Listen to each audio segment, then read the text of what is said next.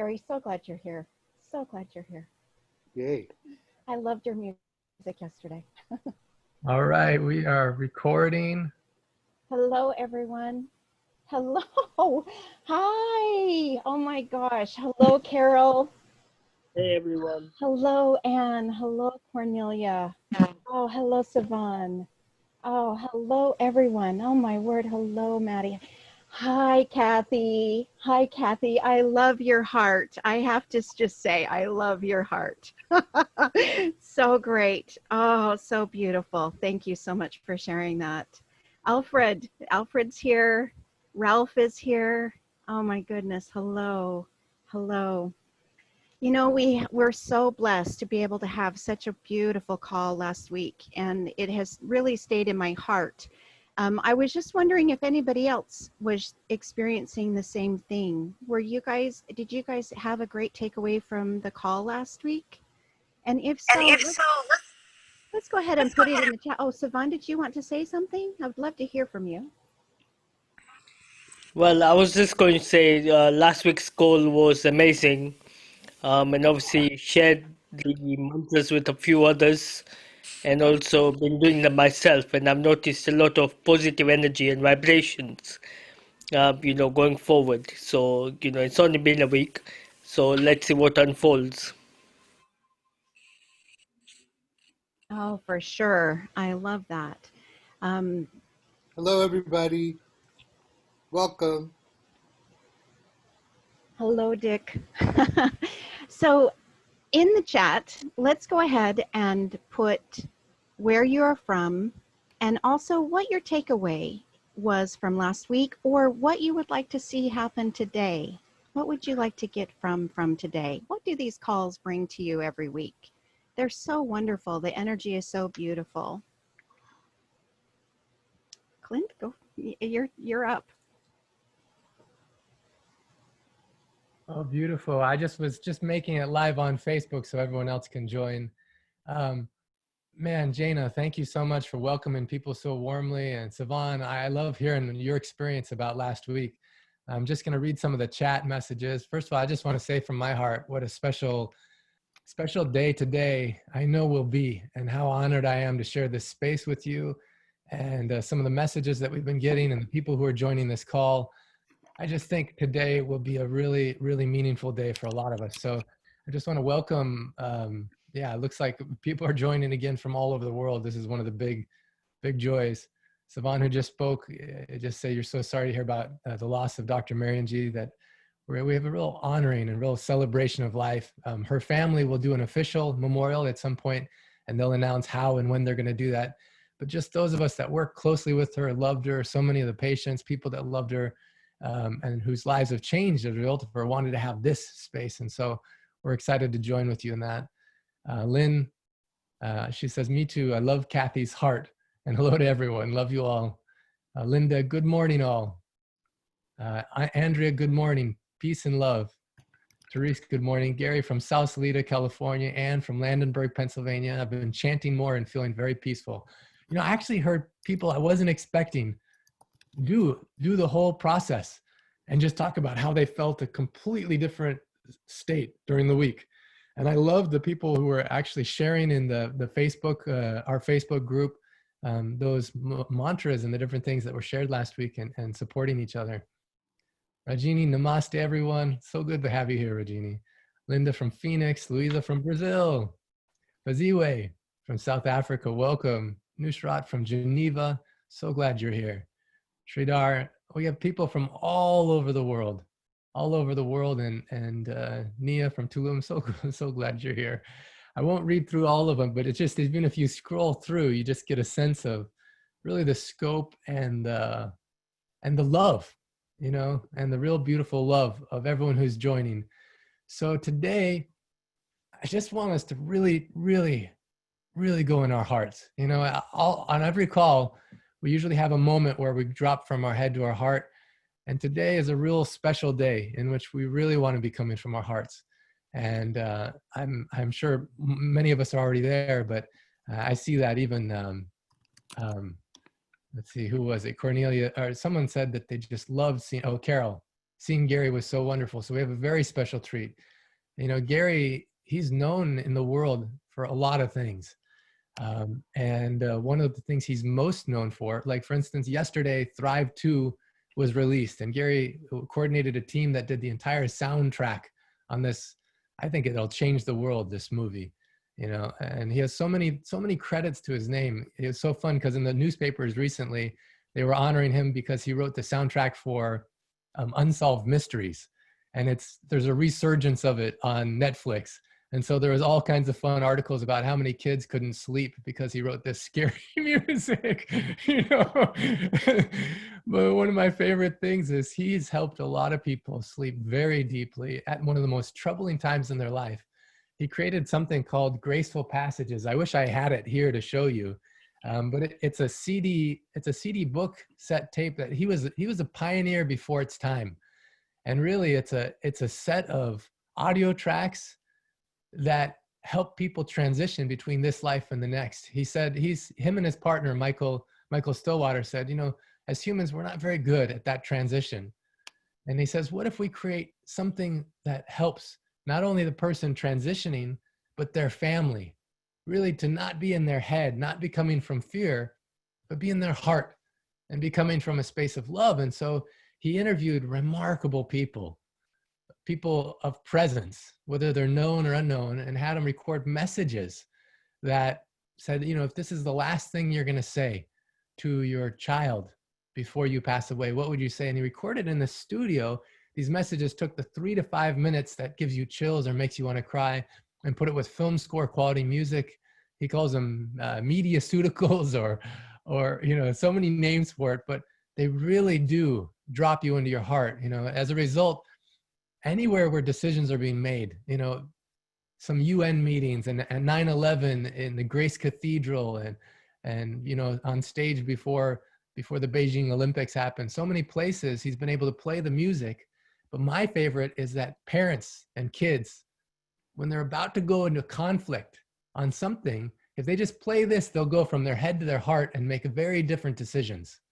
You know, you'll think differently as a result. And so I just want to honor Gary that in this very tender space in which a lot of us are in the shock of this news of this passing of this person who left a big impact on our life, you know, 2 people now, multiple people. And then we're in a state in the world in which we're facing so much uncertainty.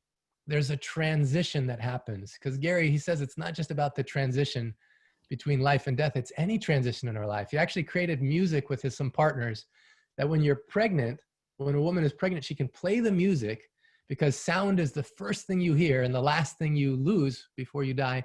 You can play this music and it bonds the baby with the mother before the baby's even born.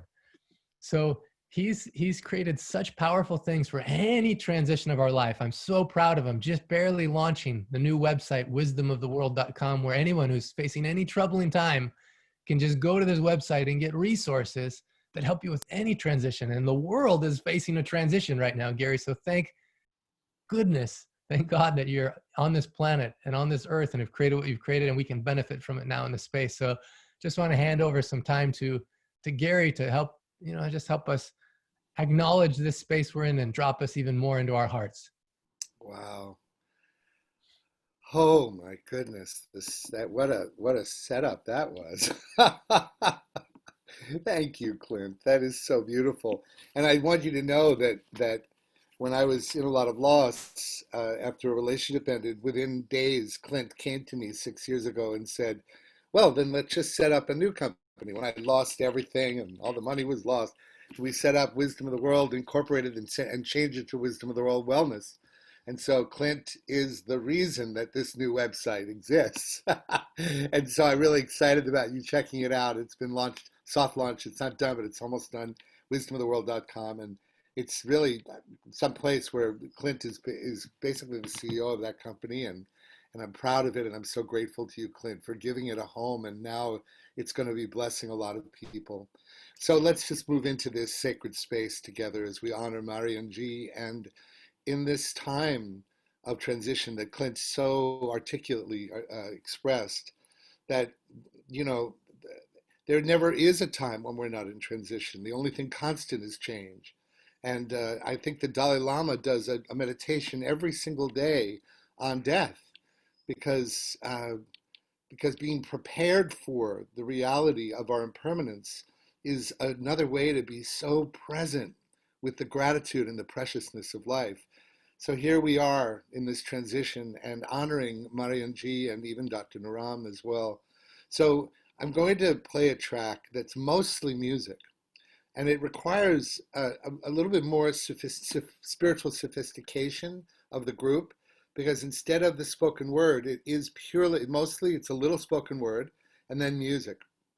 But make believe, like when the words come in, it's sort of like we're leaving the shore and you turn on the motor on a sailboat, and the boat takes us to the middle, and then you turn off the motor, and that's when the music is alone, and you just let the momentum of the boat take us across the lake. And then we get to the other side and the words come back in and we get back to the land. Let that time of the motor being off being a place where we're all holding presence together and in a meditative, loving, honoring space, not only for Marianjii, for everyone that's going through loss at this time, or fear of transition, right? And so this is Arun Gandhi, the grandson of Mahatma Gandhi, and his wife Sunanda. Sunanda, who passed away, and Arun is still around doing extraordinary work in peace, for peace in the world. And this is an audio track, and let's all take 3 breaths together to prepare ourselves for that lake journey we're going to take. Okay, let's just take 3 breaths. Inhale. Long breath.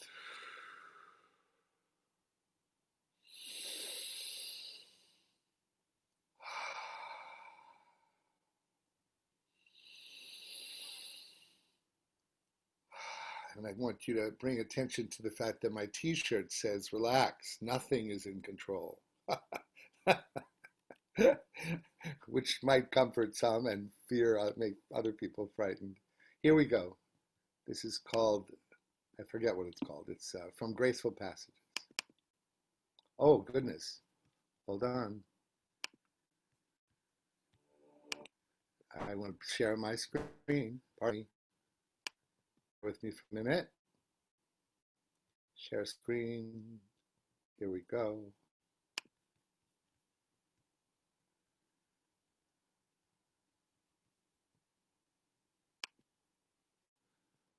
Okay.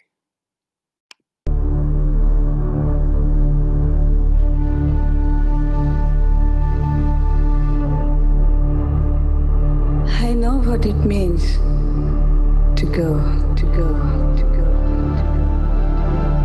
Although all of us have to go away one day. I have had an experience of near death.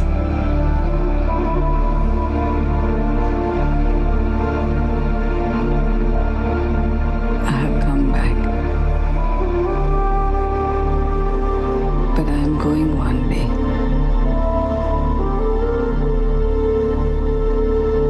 We are not alone. We are with him or her, the spirit.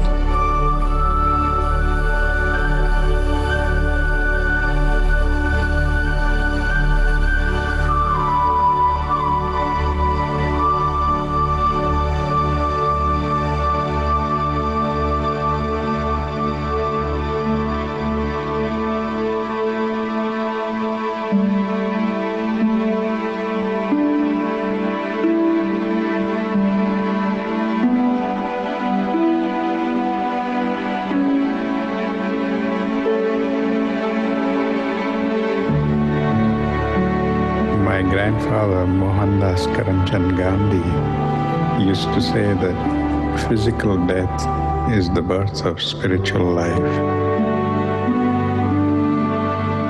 He felt that since light is enlightenment and also a life-giving source,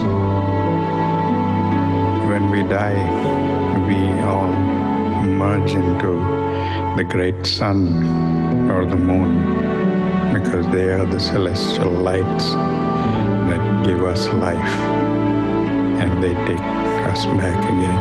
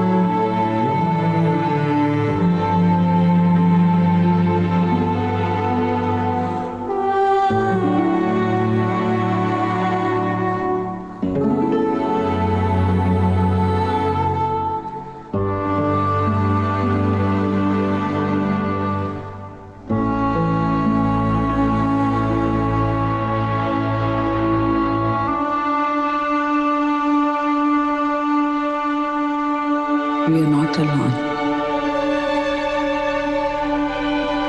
We are with him or her, the spirit.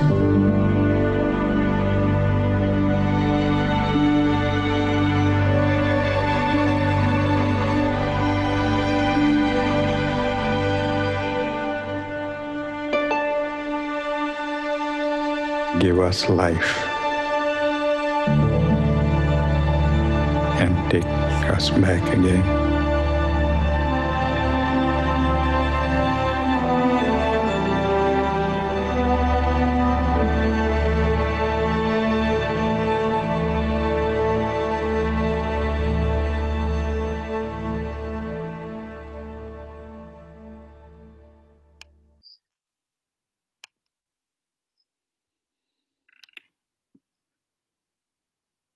This moment in the tenderness after the music has touched us is the magic moment of gratitude for this life, for the life of Marianjii, for Dr. Naram, for the preciousness of this life. And the beauty of music is especially when it stops. It's a metaphor for life stopping, and we are present for it with an enormous amount of gratitude. And I have so much gratitude for being able to share my music with you all. May you have a beautiful call this morning. I'll be with you all morning. So thank you, Clint. Thank you. Thank you all.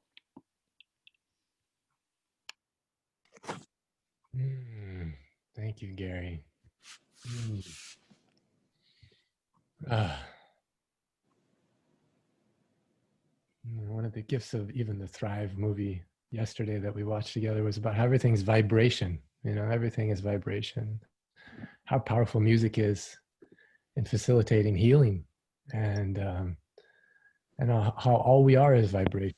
In fact, there's a famous scientist that actually I gave a copy of my book to, and he's just very popular right now, very known in the world. And one of the ways in which he realized, Dr. Bruce Lipton, he's a biologist, and one of the reasons he realized there is no such thing as death, because we cannot die, the essence of us cannot die, is because he was a scientist and looked so deep into things. And even in the quantum realm of quantum physics, like our cells, basically, I'm not going to do it justice, but all of us is vibration. And so the gift of this healing music, which is vibrating in us, is such a beautiful thing. I'm just noticing so many people on the call that are going to share from their heart some memory that they had with Dr. Marianjii, some experience they had, some story or something that changed their life. And some people who weren't able to make it, I was able to get a recording of. But one of the things I had the privilege of actually, when I was working very closely with Dr. Ram, I stayed. Marianjii asked me to stay with her in New York because we were doing so much work together. Even Gary came one time when I was staying there to her house, and man, she loved cooking for people. You know, she loved having the house full of good smells and making sure everyone had a lot to eat. And so if I was going to be doing this more properly, we'd have food we could hand out to everyone, you know, delicious, healthy food. And she was so creative, like an artist and a scientist of food, that you just, Dr. Ram, he always had the saying, Marianjii, and when I'm eating this food, I want to eat the spoon and then eat my hand, you know, because he was like so happy about how tasty it was. And I think today we're going to have a feast, a real feast. Even though we don't have a physical mung soup to give you, we're going to have definitely a feast of things for your heart, you know. And one of the treats, I'm going to read a thing about Marianjii, but before I do, one of the treats of staying with her, I remember on one of her birthdays, she was born on August 14th. And she was born, actually, you know, maybe I'll just share this right now. This, in the original version of the book I wrote, I had a description about Mary, and I just want to write. So you read this section where I met her. And when I first actually went to her home in New York, is actually, that story is captured in this book. And then about how Dr. Ram saved her life when she had a high blood pressure problem. But I just want to read this section. So Marianjii was born in Iran to a beautiful, strong Persian mother named Besharat, meaning good news, and a successful and respected Russian father. Her mother was wading in the water off the coast of the Caspian Sea when she went into early labor in the water, having a new baby girl, the youngest of 8 children, Fahime Marian Jabari. So Marian was actually born in the Caspian Sea. So cool. Marianjii's parents and family lived in Iran, where they created a home where no one could come hungry and be turned away. And definitely Marianjii continued that in her life. Although her father was a very wealthy business owner, instead of traveling with an expensive car and chauffeur to work, he rode the same bus as his factory workers. They respected him for his fair-minded approach to all aspects of life. He was also crazy about his queen-like wife, who was a beautiful, strong, graceful Persian mother of their 8 kids. Dr. Marianjii's father would always say, quote, "Even though I've been married to your mother for more than 20 years, I meet her for the first time every day." When Marian came into their lives as a baby, they struggled to help her with severe health problems she experienced since the day she was born, blacking out frequently, needing to live sometimes enclosed under an oxygen tent. So you can imagine, as a baby, as a young girl, sometimes she would have to just survive under this oxygen tent. So the doctors... Hi. Okay, which... Oh, thank you. I'm just muting you, Jan. Sometimes the doctors and the family wondered if she would survive past infancy. Amidst all the other problems, she was also diagnosed with juvenile rheumatic disease, causing so much pain in her joints that as a little girl, she was in a wheelchair for part of her childhood. The doctors tried one experimental drug and one new procedure after another drug, another procedure, on the little girl, until the net result was she survived. But even as an adult, when I met her, she could only remember one day in her entire life when she wasn't in some kind of severe, intense physical pain. And the irony is that today, virtually no one would be able to tell. No one who met her would tell, because she didn't talk about it. Her tolerance for pain was so high, and she had so much energy. Like, she could outwork anybody, you know, the beginning of the day till, you know, sometimes we'd be going from city to city to city. And I saw I saw at the end of the day, she'd be dancing, you know, sometimes it'd be 1, 2, 3 a.m. She had so much charge because when she was with people, she was so present and helping them. And lots of us on this call were beneficiaries of that focus. I said only much later when she became more open with me did she share these stories about her childhood. And I started to understand the Herculean struggles she had to overcome. Dr. Ram gave Marianjii a uniquely rich compliment in India by saying to me at one point that her pulse resembles in many ways the pulse of Mother Teresa. That similarity in characteristics is perhaps why many call Marianjii by the affectionate title of Mataji, a respected mother. Similar to Mother Teresa, Marianjii cannot stand to see suffering, injustice, or waste. It disturbs her so much that she's compelled to speak up or act against it. And she had no hesitation to speak whatever she felt in her heart was truth. She had no tolerance for fools. And this is kind of, I don't know if that's the right way to phrase it, but she had a lion-like instinct that came out to fight for those in need, especially vulnerable women and children. And her strong and very straightforward personality brought with it also those who intensely disliked her, as well as those that were ardent supporters of her. Even as a child, and since the time she could speak, in addition to being able to recite by heart great poets like Hafiz and Rumi. So her dad, whenever they would have a house party, her dad or her mom would say, okay, Marian, recite a poem from Rumi. And as a little girl, she'd just recite these poems from heart. She just knew them from heart. We have a special treat on the call today. But also, as a little girl, she couldn't help but speak honestly about things as she saw them. Her mother had a tinge of nervousness taking this little girl out. And she wondered when she's at the store or on the street, what is the little girl going to say? Because she would just speak things so candidly that she was afraid she might say to someone at the market or a family party. And then in this book, I just, you know, in the original version of the book, I said, now her dark, penetrating eyes were focused in on me. I just want to show you this, speaking about her love for children. You know, this is one of the pictures. I remember the first time Dr. Ram took us to the orphanage in Nepal, like 9-10 years ago. And instantly she fell in love with these kids and these kids fell in love with her.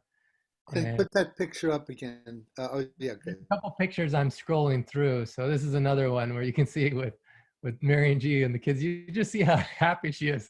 This is her happy place. I actually found out she owned a lot of businesses before meeting Dr. Ram. One of them was she's a designer. She loved designing, whether it's buildings. You know, she took old buildings that were run down, reconstructed the whole thing, and made them worth so much more. Or she designed children's clothes.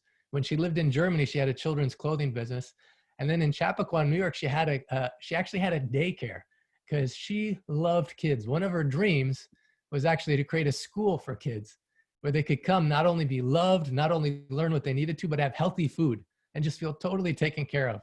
And I think the little kid in all of us, when Marian had that kind of fierce love, it was like a lion hugging you. You know, you feel like that soft, furry protection. And I saw that come out so much when she was with these orphan kids. So then I like in the book, I say, it may sound silly, but as her dark, penetrating eyes were focused on me, I actually bring up this picture so you can just, I love this picture. As her dark, penetrating eyes were focused on me, it may sound silly, but I was nervous to meet with her. Such a strong and direct personality. I realized that maybe it was because of my own ego and fear. I wanted her to like me, which consequently made me more conscious of my own inadequacies. So now in meeting Marianjii, someone both so perceptive and so direct, I didn't know what to expect.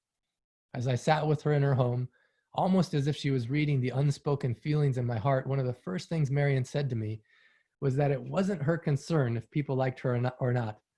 And that also she wasn't caught up with whether she likes others or not. She said, quote, "It would be very small of me if I only helped those that I like." Then something beautiful and magical happened as she opened up her life to me. I forgot about myself and was pulled into her story. I began to see how deeply Marianjii's life was impacted by Dr. Ram and the Siddhaveda lineage. As we spoke about her life and her work with Dr. Ram, she quickly credited Dr. Ram with saving her life on more than one occasion. And she shared with me an incredible story about one of those times. And so in that chapter in this book that so many of you have read, that you see that quote and you hear that story. But one of the stories that's not in there, I'm going to share in a little bit. Actually, you know what? Maybe I'll just share it right now. So one of the stories that's not in there is during the time that I lived with Marion, she got one of the scary situations where she started noticing a lump on her breast. And so she actually asked me if I would drive her to the doctor, and I would be there in the waiting room with her as she found out what it was. And this was many years ago. And I remember sitting in the waiting room, driving her, talking with her, asking questions. And then when she came out, she, being there with her when the doctor said that she had only 3 to 6 months left to live. And the whole system says you only have this much left to live, and you need to do certain things. We need to cut off your breast. We need to start radiation. We need to start chemotherapy.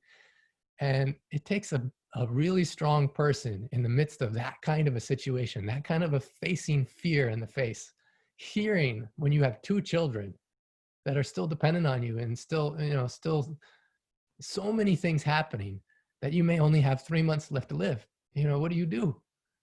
And Marianjii faced that, and she says, I have Dr. Ram, I have these ancient secrets. And she did something so amazing, not only in helping shrink that tumor, but prolonging her life for almost a decade longer. So one person actually asked me really sincerely and honestly, with Dr. Ram gone and Dr. Marianjii gone, what is the value of these ancient secrets? If they can't live forever, or if they can't live longer, then what's the point? Why are we reading this book, or why are we learning these secrets? And according to me, in my heart, really, I first of all, I know, because I've heard thousands and thousands and thousands and thousands of cases of people who say their whole life changed, and they were given way more life than they would have had. So none of us are guaranteed life forever. All of us have a mortality. But the beautiful thing is, when someone's given 3 months and they're able to turn that into many, many, many, many years, that to me is a success. And not only did she have more years, but she had such full years. In fact, a lot of us on this call, you met her during those bonus years. And so the only reason that you met her and that your life was changed was because you had the benefit of her following, these ancient secrets as much as she did, to see what happened in her life. So from my heart to your heart, I just want to thank you, Dr. Marianjii. And I read about her love. She loved the Beatles. She actually gave me more love of the Beatles. She loved a show called Faulty Towers with John Cleese. I don't know if you guys know this British sitcom, but helped me develop a love of this. And she loved Rumi and Hafiz. So on her birthday on August 14th one year, I had one of my students, I was teaching university in Finland at the time. And I had one of my students from Iran, who was in Iran at the time, bring me a copy of a book for Rumi and Hafiz that were in their original Farsi, bring it to me in Finland, and I flew it to India, and I gave it to her on her birthday. And she said, this is the best gift I've ever been given. And she would read these poems in the native language, and it was so beautiful that on today's call, I have a special treat. We have 2 people that will read poems. And Afsana, I just want to see if you'll be the first to read this poem in its original Farsi, and then we have some people that are going to share some of their stories and some impact of what they learned from Dr. Marianjii. So Afsana, if you can unmute yourself, and let's see here. Oh, there we go. Afsana, are you there? Oh, there we go. I think Mati is going to read it first. Okay, Mati is first. Beautiful. So let's go to Mati first. Mati, if you can unmute yourself. One of the awesome gifts of this whole miracle experiment group is that, we have people from all over the world translating this book into nearly 30 languages, 27 languages right now. And Mati and Afsana are 2 that have worked so hard to translate it into Farsi. And so I just reached out to them and I said, thank you so much for this work you're doing. If we could do this special gift on this day of memorial and share a poem in the native of Rumi, would be a real special treat. So Mati, are you able to unmute yourself? Or Mike, can you help unmute her? Or I can find her. Let's see here.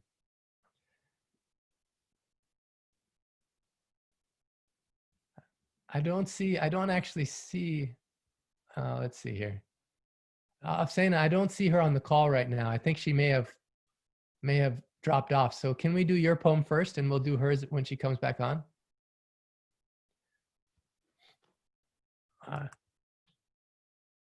All right, beautiful, Afsana.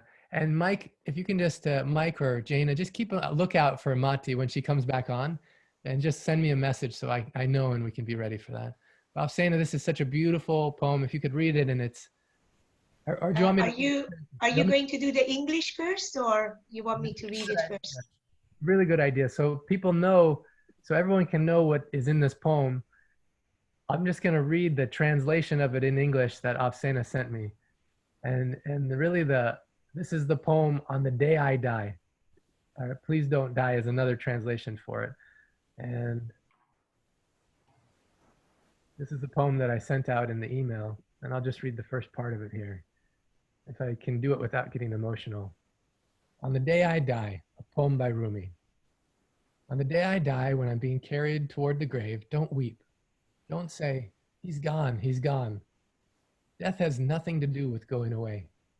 The sun sets and the moon sets, but they're not gone. Death is a coming together. The tomb looks like a prison, but it's really release into union. The human seed goes down into the ground like a bucket into the well where Joseph is. It grows and comes up full of some unimagined beauty. Your mouth closes here and immediately opens with a shout of joy there. One who does what the friend wants done will never need a friend. There's a bankruptcy that's pure again. The moon stays bright when it doesn't avoid the night. A rarest rose's essence lives in the thorn. Childhood, youth, and maturity, and now old age. Every guest agrees to stay 3 days, no more. Master, you told me to remind you, time to go. The angel of death arrives and I spring up joyfully. No one knows what comes over me when I and that messenger speak. When you come back inside my chest, no matter how far I've wandered off, I look around and see the way. At the end of my life, with just one breath left, if you come then, I'll sit up and sing. Last night, things flowed between us that cannot now be said or written. Only as I'm being carried out and down the road, and as the folds of my shroud open into the wind, will anyone be able to read, as on the petal pages of a turning bud, what passed through us last night. I placed one foot on the wide plain of death, and some grand immensity sounded on the emptiness. I have felt nothing ever like the wild wonder of that moment. Longing is the core of mystery. Longing itself brings the cure. The only rule is suffer the pain. Your desire must be disciplined, and what you want to happen in time, sacrificed. Rumi, from the Soul of Rumi, a new collection of ecstatic poems. All right, Afsana.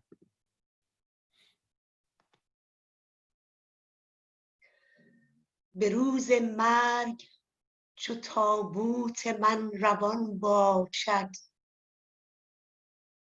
به روز مرگ چو تابوت من روان باشد. گمان مبر که مرا درد این جهان باشد. برای من مگریی و مگو دریغ دریغ. به دوغ دیوار در افتی دریغ آن بود. جنازه‌ام چو ببینی مگو فراق فراق. مرا وصال و ملاقات آن زمان بود. مرا به گور سپاری مگو وداع وداع. که گور پرده جمعیت جنان باشد. فرو شدن چو بدیدی برآمدن بنگر. غروب شمس و قمر را چرا زبان باشد. تو را غروب نماید ولی شروق بود. تو را غروب نماید ولی شروق بود. لحد چو حبس نماید خلاص جان باشد. کدام دانه فرو رفت در زمین که نرست. کدام دانه فرو رفت در زمین که نرست. چرا به دانه انسانت این گمان باشد.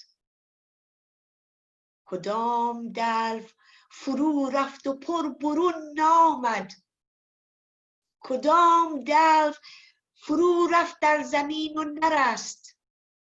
ز چاه یوسف جان را چرا فغان باشد. دهان چو بستی از این سوی آن طرف بگشا، دهان چو بستی از این سوی آن طرف بگشا، که های و هوی تو در جو لامکان باشد.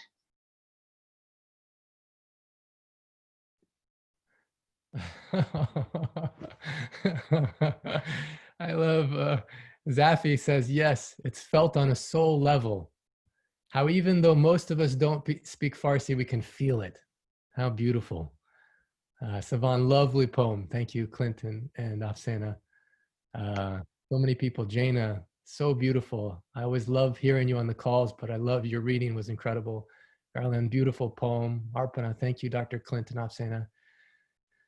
Thank you. And so now we're gonna actually have the other poem shared later. We have some special treats on this call. And actually, I think what I'll do is start with Suyogi, if you'd be willing to share first. I don't know, Suyogi, if you feel comfortable, but I'll ask you to unmute.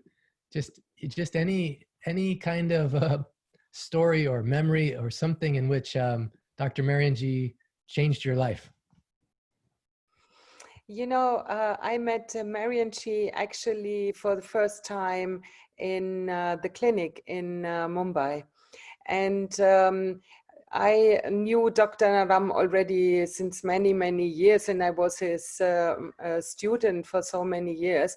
And when you are together with Dr. Naram, you see many people who are super excited and enthusiastic, and they want to learn so many things, but then sometimes they don't have the discipline or the endurance to go through a path to become a real healer and to really sacrifice your life for patients and to put patients first, even before your own body.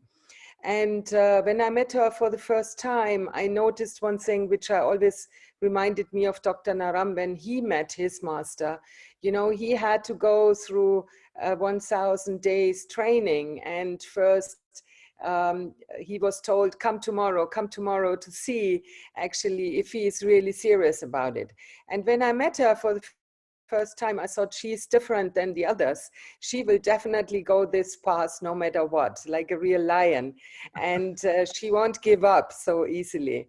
And then having seen many patients, also she came many times to our Berlin clinic. And what inspired me deeply was, besides like what you said, usually people, they complain about their body issues. They say, I have so much pain, I can't do this, I don't want to do this. But she was never, ever saying no and never giving up. And when she was with patients, her whole energy changed. I mean, she wanted to give, she wanted to help, she wanted to do everything for these people, for their betterment and for their upliftment. And she forgot her own self, she forgot her body, her own needs, and she just wanted to help. And that is something what I think every healer needs to develop, but she did it to the extreme, and that inspired me very, very deeply. Yeah, it's beautiful. I mean, even to the extreme that I remember sometimes I saw her sitting for 6, 7, 8 hours. I'm like, have you used the restroom yet? She's like, no, I'm with patients. I was like, you gotta take a break. Dr. Ram would make us go and lift her out of her chair to bring her into the other room so she could eat mung soup, you know, at a time where she could eat. And then she finally says, oh, finally I can use the restroom, you know. But that much like focus and that much devotion. Yeah, beautiful. Thank you, Suyogi. So beautiful. Suyogi joining from Berlin. And how long have you been a student of Dr. Ram, Suyogi? I met Dr. Naram in 1994. And then from 1997 onwards, I was his student. First, I was his patient because I had also many health issues. And then I was so fascinated that I became his student. And I think, of course, Dr. Naram incredibly has influenced my life. And also, I mean, he was such a, or he still is such a source of energy and inspiration and guidance. And I think such people, like you said, they are always in our hearts and they are never forgotten.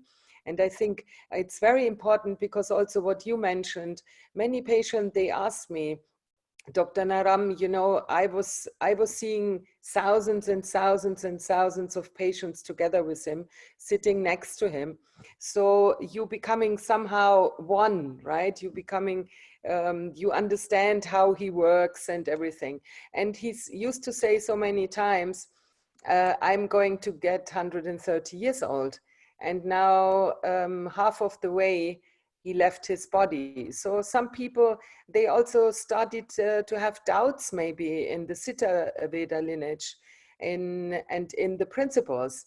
And in the old scriptures, it's always written that, you know, it's like a system. 1/3, the patient has to give his best. 1/3, the doctor has to give his best. And 1/3, it's all God's work and God's wish. And I think maybe Dr. Marianjii and Dr. Naram were needed in a different world to give their healing energy in a different way and in a different form. But definitely it does not mean that the lineage or the principles are wrong. And Dr. Marianjii, for example, has proven, and we have so many examples that that the lineage, the power of the healing is really working and it's with us. And it's not getting less only because they are not any longer physically with us. So beautifully said, Suyogi. Yeah, you know, it's interesting. I've heard personally from probably 30, 40 people that have talked about Dr. Naram helping them since his passing, you know, and in a way that's so distinctly him. Like either they're dreaming or something else happens, but it like has his signature on it. That, I mean, when you hear overwhelming like that, it's almost like he's not confined by his body, is able to help in a different way. And what amazing timing, you know, where he can be everywhere, you know, more places at once. So beautiful sharing. Thank you so much, Suyogi. Really, thank you so much. Clint, can I say something? Please. I love listening to you speak. You're just such a beautiful soul. Thank you so much for your contribution to this work. And what you just said was so wonderful. I'm sorry, I'm just very tender today, of course, as always. But I loved what you said. First of all, I was listening. I did not know Dr. Marianjii personally, but I watched her video after Dr. Naram had passed. Actually, I think it was on his birthday. And he said, one thing is that we're sad that he has left the body, and I'm paraphrasing here, but he has never left us, and he really hasn't. And I don't think that Dr. Marianjii has left us either. I think they are truly here to help bring forth this work, because it is a miraculous work. It really is the ancient. It really needs to come forward. I'm so grateful for the opportunity to be a part of this. I just felt like Dr. Marianjii was such an elegant lady. You know, I loved her fierceness. And I too was a little frightened of her when I first started to listen to her because, you know, she does really speak to your soul and really makes you be accountable for who you are. And it's such a beautiful gift. And yet at the same time, you have to face what you've been hiding behind. And I just felt like it just really came through of her videos. One of the things that really touched me about her is she was giving a radio show in Canada. There was a radio host that interviewed them often, interviewed Dr. Naram and Dr. Giovanni, Dr. Marianjii. The Canadian host, the show was called Liquid Lunch, and I really enjoyed the candidness of the interviews. And she was on one of the calls with him, and she said, our interaction or our communication, and of course I'm paraphrasing again, but communication is a gift. And when we exchange the communication, it's like what we speak with each other is a gift to each other. And so there's purpose in the call, or purpose in the communication. We share what we have learned or what we have experienced. We share what we love and what we enjoy. And we need to be careful with our communication, that our communication is clean and honoring. And after we leave that space of communication, that we take that and share with others what we have shared in that. Now, what I see her communicating is that this is not in the form of gossip, but in the form of uplifting and inspiring people so that they can be better with who they truly are, and really really impact their life. Anyway, that's what I wanted to say. Thank you so much for sharing. Thank you so much for letting me speak. So beautiful, Jane. I love what you said about what Suyogi said, how it touched your heart and those additional things. There's a question that comes in from Marty, which is a beautiful question. Actually, I'm just going to ask Mike. I wasn't able to disable the waiting room, so I keep having to allow people in. Mike, could you just watch that and just let people in as they're coming? Because I think the setting changed on Zoom, something like that. Yeah, I got it. Okay. Marty asks such a beautiful question. I fully know that no one is replaceable, particularly those like Dr. Ram and Marianjii. However, for those of us who have come to rely on their grace, their love, and knowledge, to which person do we now turn for guidance? If someone can tell us a person to be in contact and their contact info, I would be so very grateful. Thank you for this wonderful service in honor of Dr. Marianjii. And thank you for that beautiful question, Monty. We're going to talk about that. There's a beautiful post, actually, Amruta, if you can unmute yourself, a beautiful post that was made that addresses this in part. And then also as Eleanor, as Dr. Giovanni, as Dr. Smita and Krishna speak, I think you'll also get a sense of it. So we'll talk about that as the time goes on. But I just want to start because Amruta, oh my goodness, has been my sister since I met her, actually before I met her.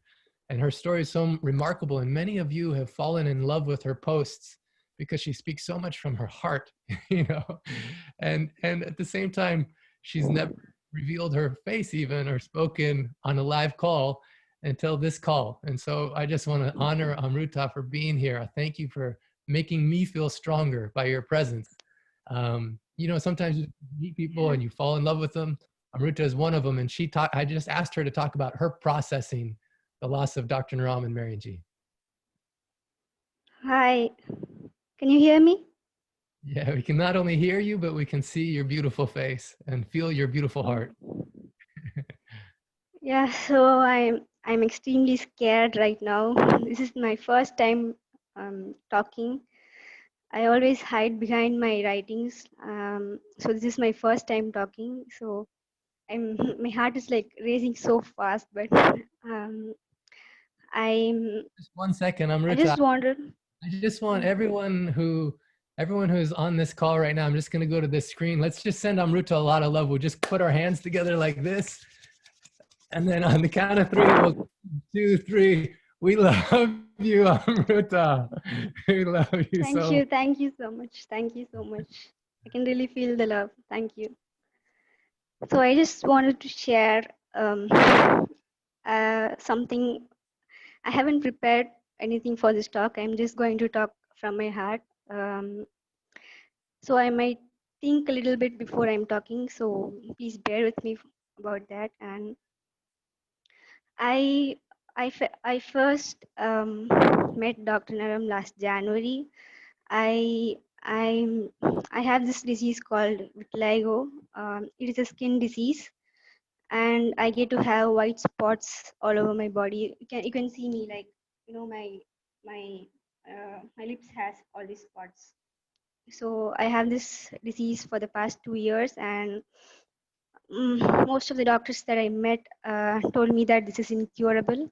The Western medicine does not have any cure for this. So I came to know about Dr. Naram after watching Clint's TEDx talk last year, and that's when I even got some hope that I can actually heal from this. So it was a big deal for me to find Dr. Naram, because I was in a phase where I didn't even want to live this life. It was that level of agony and suffering that I was going through.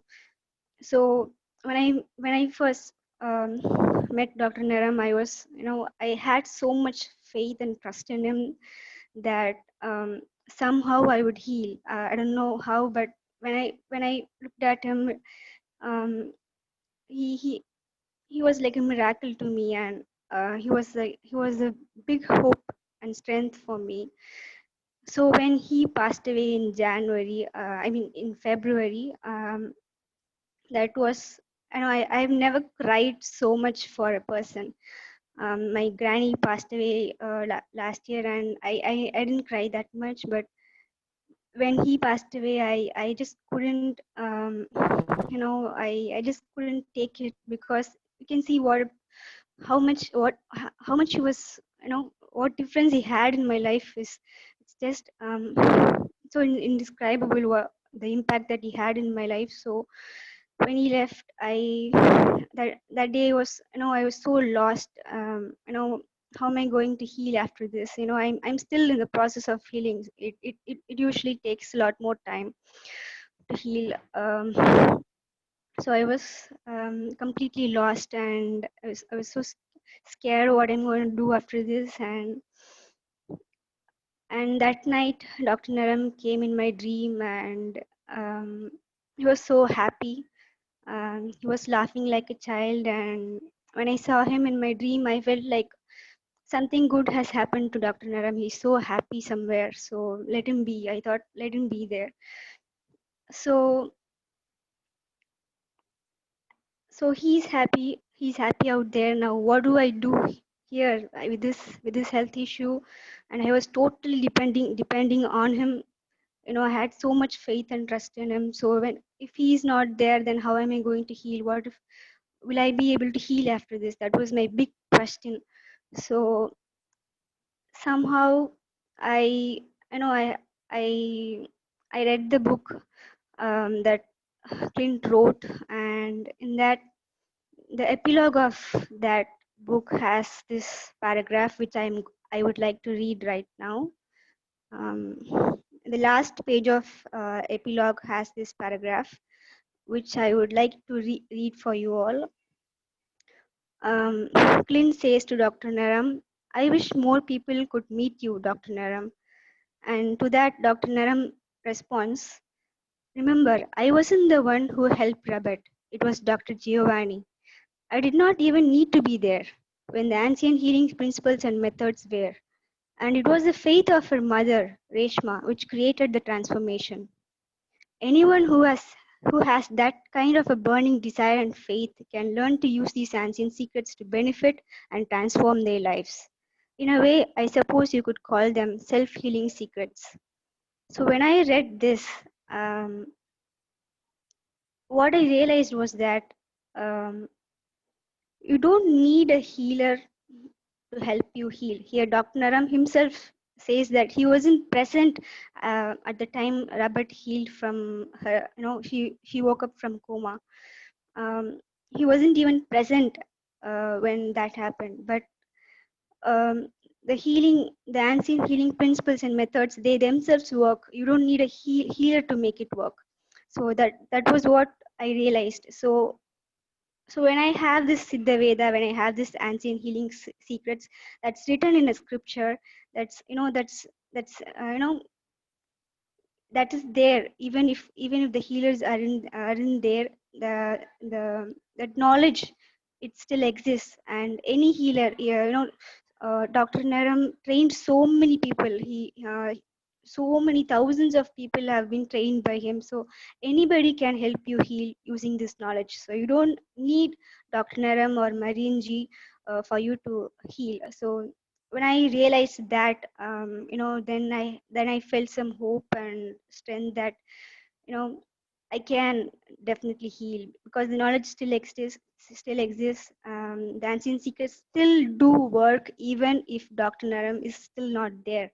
It will still work. So um, that was my realization. So I felt like sharing that. So I wrote a post on Facebook. Because I was seeing people, so many people were so sad after Dr. Marianjii passed, and I know it is a big loss for many people because she was a great healer. So I felt like, really sharing this realization with people so that they feel some hope. They understand that you don't need a healer for the healing to happen. Healing will anyway happen because the knowledge still exists. The ancient secrets still exist, and there are people practicing it.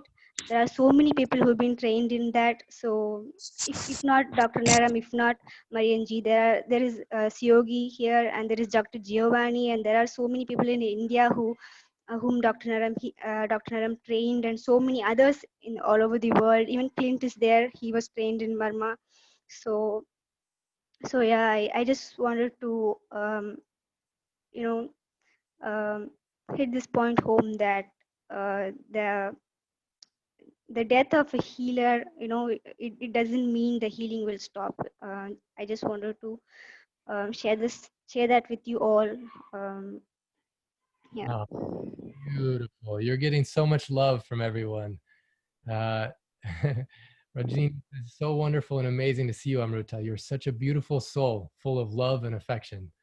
Jitendra, keep on going, Amruta. We're all with you, full of love. It's so beautiful. Afsana says, Amruta, you are pure love. I adore you, girl. Garland. Thank you so much. Kidavreshi, beautifully said. Louisa Amruta, I loved your speech. Very beautiful. Thank you so much. You're very special. Savan, well said, Amruta. Richard, thank you for your incredible share. And then on and on and on. You so appreciate you coming, Amruta, and sharing that insight that the healing, the power of the healing, even Dr. Ram, he says, I'm a midwife. What's a midwife? A midwife delivers the baby. And actually the healing, even when something like someone has severe frozen shoulder, you do the marma and then they have full mobility, he says, who did this? At first they would say, you did, to Dr. Ram. And they said, no, whose arm is it? And they say, my arm. And they said, so who lifted it? They say, I did. He said, yes, you did it. And everyone who takes their steps on the path of Siddha Veda, they're doing it. They're choosing what food to put in their mouth, what herbs to take, what home remedies to take, what thoughts to put in their mind. And just to have the principles, one reason why I think Dr. Ram was so excited about the book and what it leads to. Like even now, Dr. Heman was on the call 2 weeks ago where we were talking about how to structure a new training program for those that want to know how to go deeper. I know Dr. Ram is so happy because his dream was to help touch every heart and every home on earth with this ancient healing science, that everyone on planet could benefit. You can't do that if it's only you. You need a whole team, a whole family. And one thing I just want to acknowledge, Amruta, in you and Barbara, Jitendra, Connie, Jaina, Carol, Dick, and someone special who I'm going to have speak in a little bit, Elio, who's joining us, everyone who's really joined this family, this healing family. It takes a family like this that loves each other and loves people and wants to learn these secrets deep enough. I love Suyogi says, not everyone has the stamina to learn some of it, because it really takes a discipline because it goes beyond mind. It's not just about learning facts. It's not just about knowing, not just about doing, but it's about being, your being. And so it's a transformational process. It's not just information you consume, but you actually go through a transformation. And so that's why I'm excited for that training to start. And I'm so grateful for you, Amruta, and being so wise at such a young age. And you inspire me. And I'm so glad that you shared on this call. Beautiful. And speaking of other people Dr. Ram trained, Eleanor, I don't know if you'd be willing to share next, but if you can unmute yourself and just share, one of your, one way in which Dr. Ram impacted, which Marianjii impacted your life would be really beautiful. I don't know if you're able to, Eleanor. unmute yourself. Let me see if I can help you here. All right, I just clicked to ask to unmute you, and I don't know if you're able to or not, but we'll. All right, while we're waiting for Eleanor. Okay. Oh, super. Okay. So Eleanor, Right now. Munich. So,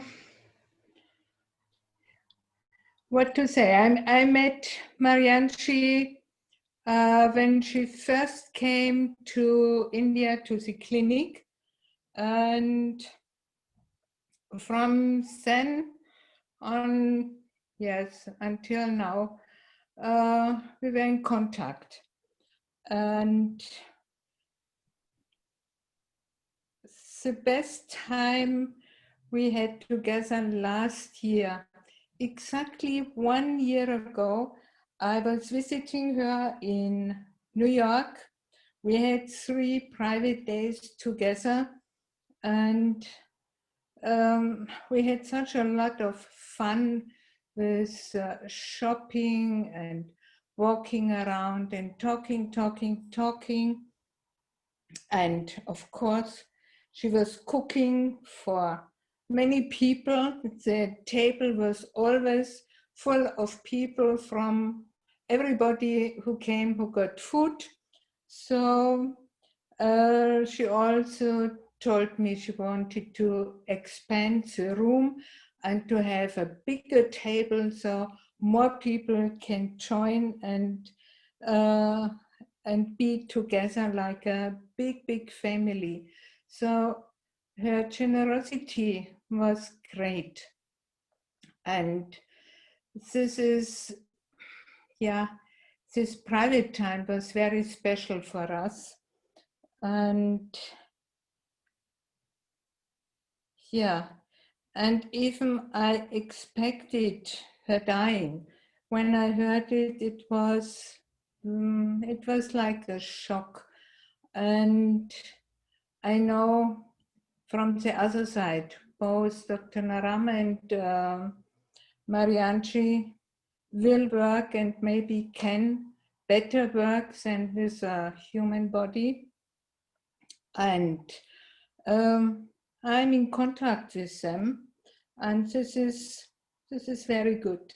That's very good, and I still miss both of them, but that's life, and it's not a real dying. It's only a transition, but on the human level, it's also sad, of course. So this is what I want to tell right now, what I have, what I think when I think of Marianjii. It's this time we had together. Oh, beautiful. Thank you so much, Eleanor. What I love on this call is that, you know, the people sharing are literally from all over the world, you know, and actually, Richard, I see you're raising your hand. Would you like to share something? I know something's in your heart, and I'll let you speak next. Thank you, Eleanor. Thank you. Let's see. Hello, everyone.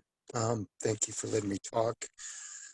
I met Dr. Marianjii when she came to Calgary. I was watching Dr. Naram's videos, and they just really touched my heart, and just saw what he's doing. And I remember when I met Dr. Marianjii, she took my pulse, and she just said, "You have a very interesting pulse," and she kept saying that. And I told her what was on my mind. I said, "I know what you guys are doing. You guys are healing people and raising the consciousness of the world. And I want to be part of this. I want to be part of this because this is so important. This has to be what the world needs to learn." And she gave me her number from New York. She goes, "I want you to call me anytime." And then she gave me her number. I remember when Dr. Ram had passed away, I called her, and you know, I just said, what's going to happen? And she goes, "Everything's going to be all right. Everything can be fine." And yeah, so it was so beautiful just to hear from her. And that's what she was. She just gave from her heart. And I'm so grateful that I met her. Thank you for the talk. Beautiful. Thank you for that beautiful sharing, Richard. What an amazing concept that you recognized, and that you saw and that you felt, where it's not just about fixing vitiligo or cholesterol or diabetes or arthritis, like there's something else happening, which, we're humans. And Dr. Ram so powerfully, he just said that principle that's part of the miracle experiment game, Aditi Devo Bhava. And when you treat the unexpected guest, when you treat each patient that's coming to you as if God himself or herself has come, you have a very different experience of that moment and of life. And just by having one person in your life that sees you that way, it changes who you are. And then it's not just about getting healthy, but it's what am I going to do with my life? I think both Marianjii and Dr. Ram, that's the question that they would want to ask in this setting.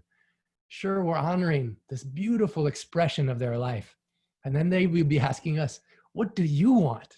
With the precious days that you have, what do you want? What do you want to experience? What do you want to be? What do you want to do? And then to have that boldness and that courage to do those things. And that's why I love this family that's created, this really miracle healing family, Richard, that you're such a big part of, and Amruta and everybody, Mike.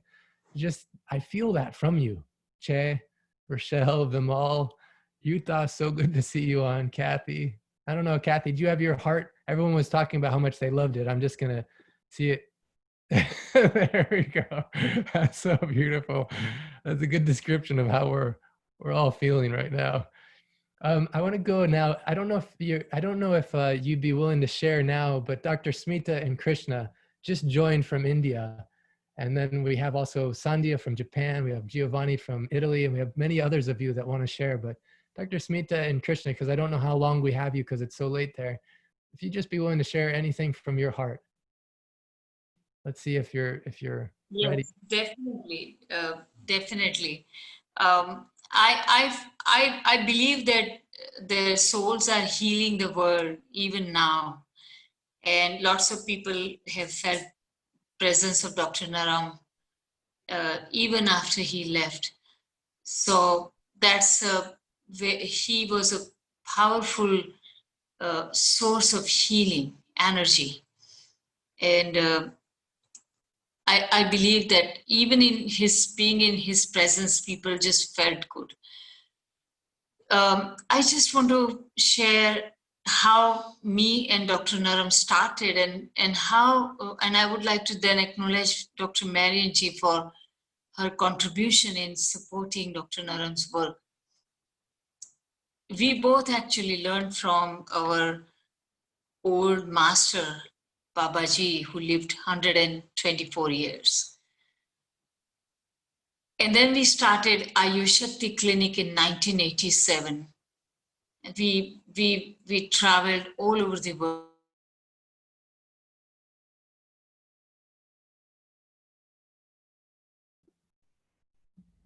I don't know why, but your screen froze. Did it freeze for everyone else too? Can everyone hear Smita, or did it freeze? No, she froze. All right. She froze. Mine froze. All right. Froze. So we'll wait. Internet connection problem. No problem. And we'll wait for her to get back on. But here's the picture of Dr. Ram with the master that she's talking about, Baba Ramdas. So as we're waiting for her to come back on, actually, let's go, if we can go, because I know you have something short to share, but beautiful to share. Sandhya from Japan. Sandhya, would you be willing to come on and share just something from your heart? Because you were... Hello, can you hear me? Yeah, we can hear you. Okay, hello everybody. Hello, Clint. I'm sorry I don't put on my videos because here is also, I'm in the place where there is weak Wi-Fi. So is it okay?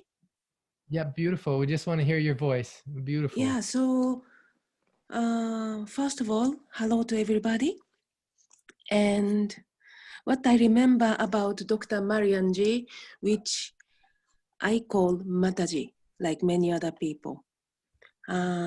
She was very powerful lady with a lot of Shakti.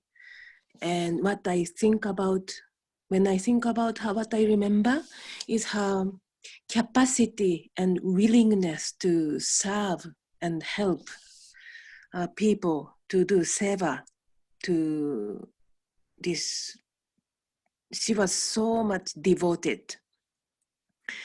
And I saw her answering phone to her patients any time of the day, like midnight also. And because many nights she was having sleepless night, then yeah, I found her talking to patients. And so this was one beautiful point I remember. And also, like Clint, you said at the beginning, she fed everybody. She was like she was a mother to everybody to think about food. So when I met her for the one of the first times, I remember in India, I met her and I said hello to her, and then like short conversation, which I don't recall what was the conversation, but then she asked me, did you have food? And I said, no. Then she said, go there, there's food, and eat. So it's like, and for example, when we were traveling together with Marianjii, Mataji, and we take flight. After checking in, before taking flight, she always bought food for us, and also coffee. And like this, and she also, her home was open to welcome everybody. Many people came to visit her, and she was always in her kitchen and cooking for the people. And so she was really like a mother who was ready to take care of many people, take care of their stomach as well. And she was dedicated for that. And also, yeah, she loved the Beatles and she loved driving. And that's what I remember. And may her soul rest in peace. Thank you.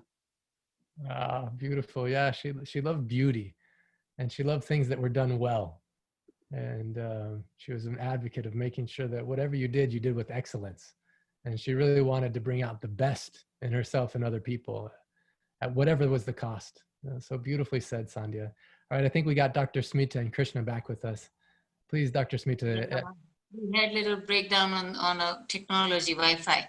So yeah, that's what I was just remembering how we started with Dr. Naram and me together in 1987.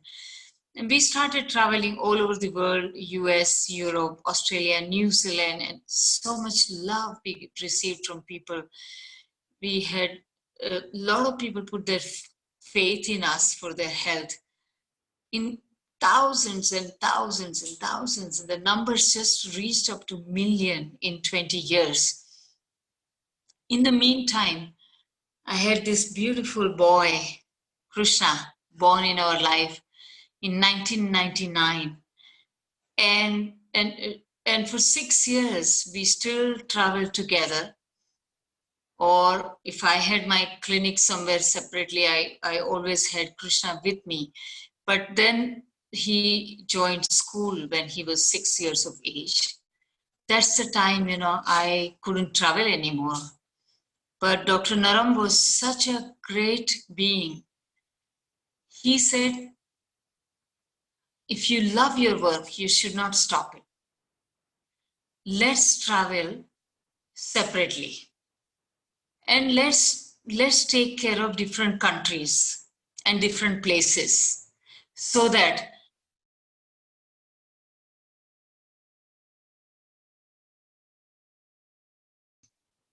and that's how we actually organized that. He decided since 2007, when my son was around 8 years of age, he said, I'll focus more in America and you focus more in Europe, UK, India, Australia, and New Zealand. So these are the places I traveled, and Dr. Naram started traveling more in America and Canada. And that's where I could not support him directly, really. But I'm so grateful that he met Dr. Marianjii, who completely gave herself for the healing vision and mission that Dr. Naram had. So much that she supported, and that's how he could do so much in last 10 years. He could help hundreds and thousands of people. She was, I believe, not only explaining the diet in the beginning, but organizing and leading the team like a mother, literally caring for them, even preparing food for all the patients who came to the clinic, feeding like a mother. And in the process, she learned the healing herself and she became a healer. So I am extremely grateful. And also I am quite happy that because of the power of ancient healing, she had long years of life in spite of doctors literally telling her that she can live only for a few months. I remember she told me that actually around 10 years ago. And she said, I trust Dr. Naram and I trust ancient healing and I'll just do that. And that's how she lived such a long time, and she was serving people with full energy. Not that she was ill, she was working. So that's the power of real healing. I just want to say, wherever you are, your soul should stay in peace, in harmony, and heal at a spiritual level. Heal the spirits. That's my prayer for you. And I'm thankful for all that you have contributed for the healing of humanity. That's my prayer. Thank you, Dr. Smita. So beautiful. Krishna, I would love to hear anything you have to share from your heart. I know Marianjii loved you so much, loved you like a son as well. And since you're a baby, she was a part of your life. Any words you have to share, we'd be open to. I just wanted to say one thing. I didn't hear everybody actually. I just heard Eleanor and Amrita. I was surprised such a young looking person had such a wisdom. But she said something great. She said that the healing is not dependent on a person. Healing is carried on by people who follow the philosophy.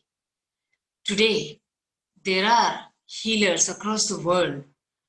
One of them, Eleanor, Germany, Suyogi, Sandhya from Japan, Dr. Giovanni, Dr. Hemang, Dr. Dipali from India. These are several practitioners, Dr. Meera, for example. These are practitioners trained by me and Dr. Naram personally. And they are not just helping people 10 or 15 a month, they help more than 500 to 1,000 clients every month. Take their help. They are spreading the message. And that's how Dr. Naram's healing message is still helping people on this planet. So beautifully said. I saw that in the chat. Josephine, she actually quoted, just because the healer dies does not mean the healing must die. Words of wisdom spoken from the heart. So powerful. I was touched. I was so surprised. Beautiful. Such a wise thinking. And there's beautiful messages coming of love for you from all over the world, Smita. Just people saying that was so beautiful. Yolanda Savan says, amazing to hear your voice, Smita ji, and see you, Krishna. I feel the love from you all. Afsena, thank you, darling Smita Naram. Lynn. Love, I feel like a family with all of you. Yeah. Lynn says that prayer, dear Divine Mother and Dr. Smita, such a beautiful prayer. Thank you. Our divine. So much blessing to everybody. Yeah, and then I also want to say that, even Dharmendra is one of the many people, just as we're talking about how you can learn this ancient science too, you can be an instrument of the healing continuing, about the vision. And instantly I got from Dharmendra, I want to join the healer team. I want to learn. I want to apply it. And I know a lot of us on this call have that burning, and we're going to come out with the details soon of what that will look like. But I know Krishna, I want to make sure that, and I see Samuel wants to speak. I want to see if Elio will have a chance to share. We have a message from Giovanni, a special song from Gary. Gary's going to sing a special song in just a moment. I don't know if Otto wants to share or anyone else wants to share. So we're going to keep our shares a little bit short, but we just want to make sure each person has a chance to express from their heart in this sacred space, you know, something that would honor this moment.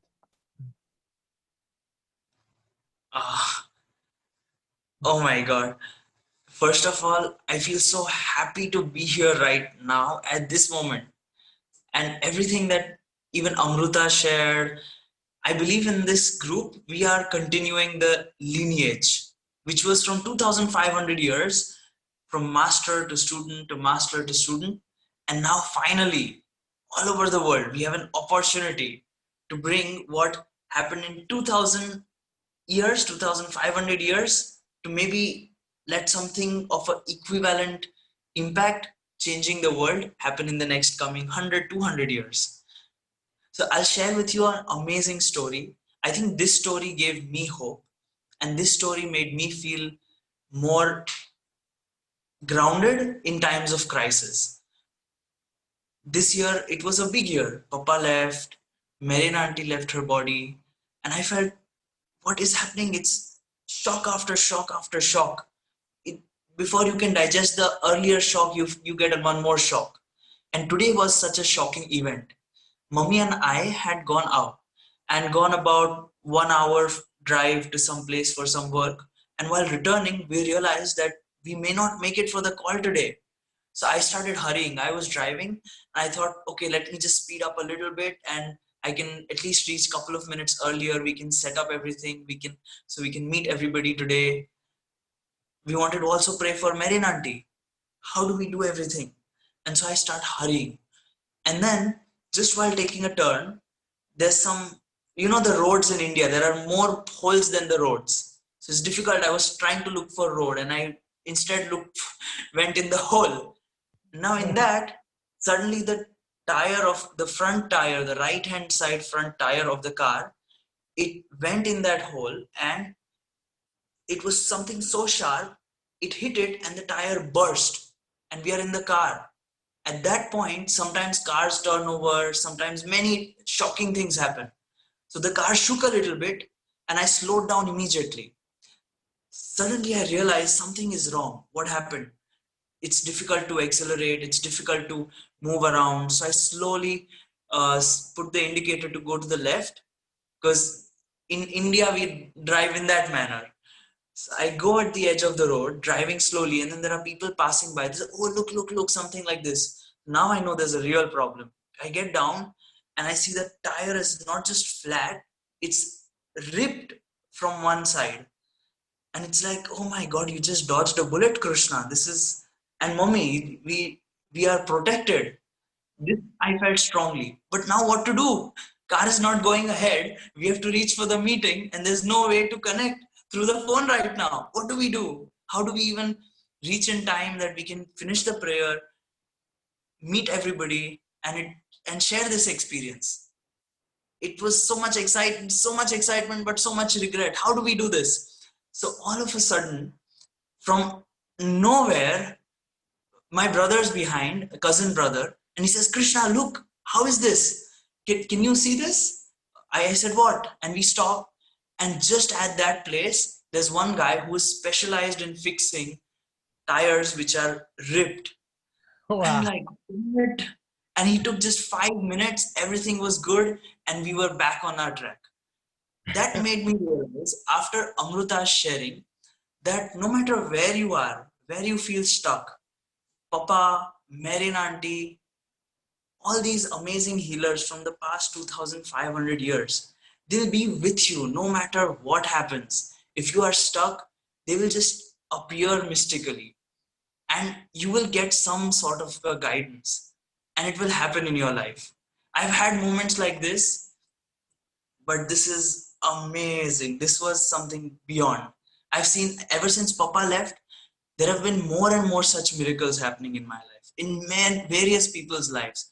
People having dreams when they're suffering and they have a dream and an intuition, and suddenly their life changes. So I believe that we all can just pray and express gratitude, and suddenly it starts happening.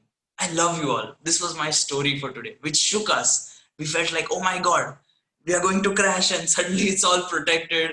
The healer of the car appears. So healer of your body can also appear. Healer of your body, mind, emotions.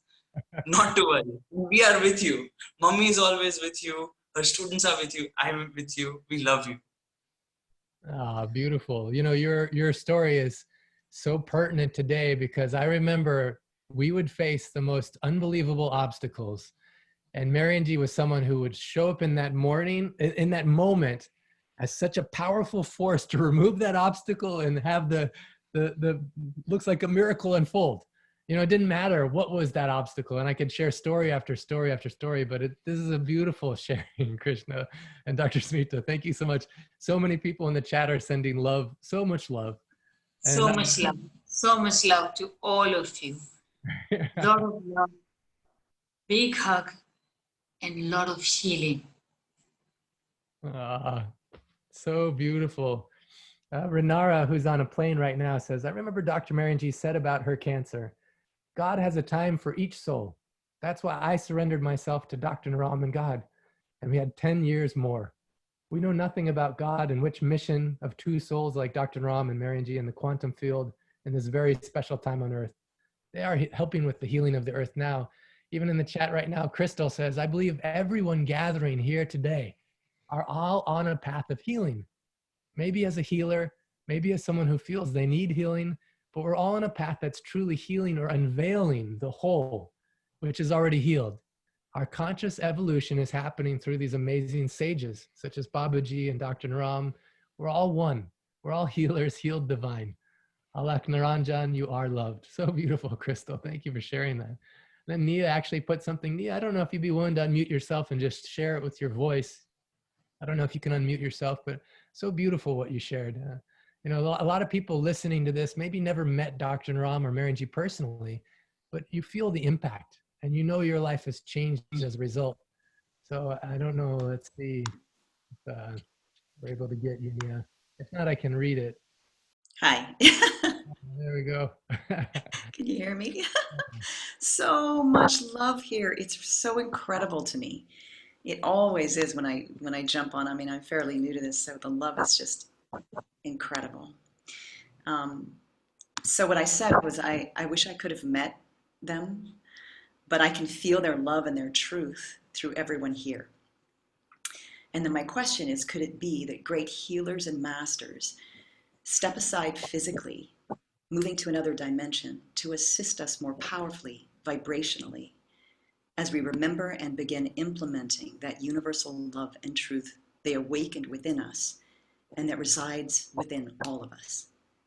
And just thank you guys for sharing, because I can feel it. So beautiful. You know, on that note, I just want to go to Gary just so we break up the speaking with some music. And Gary prepared a song because ultimately what Nia has been talking about, what Crystal was talking about, what Amruta, Dr. Smita, Suyogi, Eleanor, we love Marian, we love Dr. Ram because of what they awakened in us. And the best way we can honor them is by leaning in to that love. And what does that love tell us to do in this moment? And who are we here to be? And so in one of the most challenging moments of his life, Gary wrote a song when his sister passed away that helps bring back the awareness and the memory of remembering who you are. So Gary, if you could just share that beautiful piece, then we'll go after that to a couple of people who want to share some more beautiful stories that I think will impact your heart. So thank you, Clint. And just to amend that, this was given to me when my sister was on getting her glioblastoma, her brain tumor, operated on for the first time. It was a shocking moment. We had no idea what was wrong with her. And so I asked for the song to be given. I've never had an experience like this where instead of writing a song, it wrote itself inside of me and just came through. And I sang it to her many times for the 14 months that she was facing this disease. And now when I went to a psychic after she died, before I even said anything, I didn't say a word about this. The psychic said, "I want you to know your sister wants to thank you. She loves when you sing her song because she's always there. She shows up whenever you're singing it. So, Lexi, you're here." This is dedicated to the service that Marianjii and Dr. Naram and all the great healers that are on this call, and the beautiful healing impulse in each and every one of us.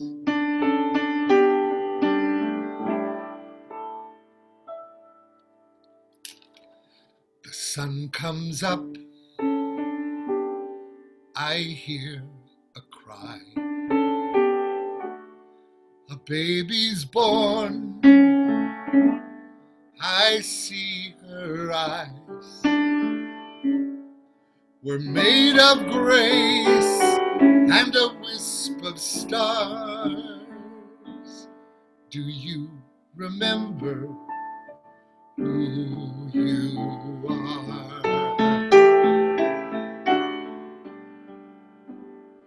We take first steps and we fall each day. Then we take that breath to go on our way. We're made of hope and a wisp of stars. Do you remember who you are?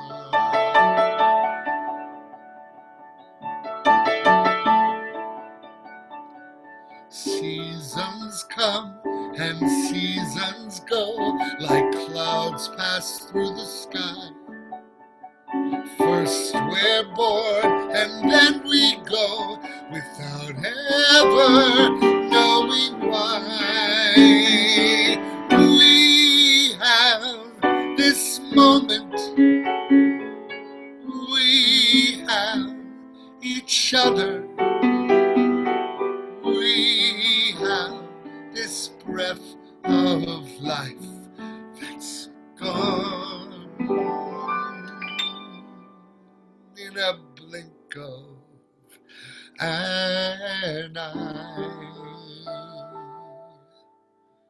We fill our days with endless goals, yet we search and pray to find our souls. We're made of song and a wisp of stars. Do you remember who you are?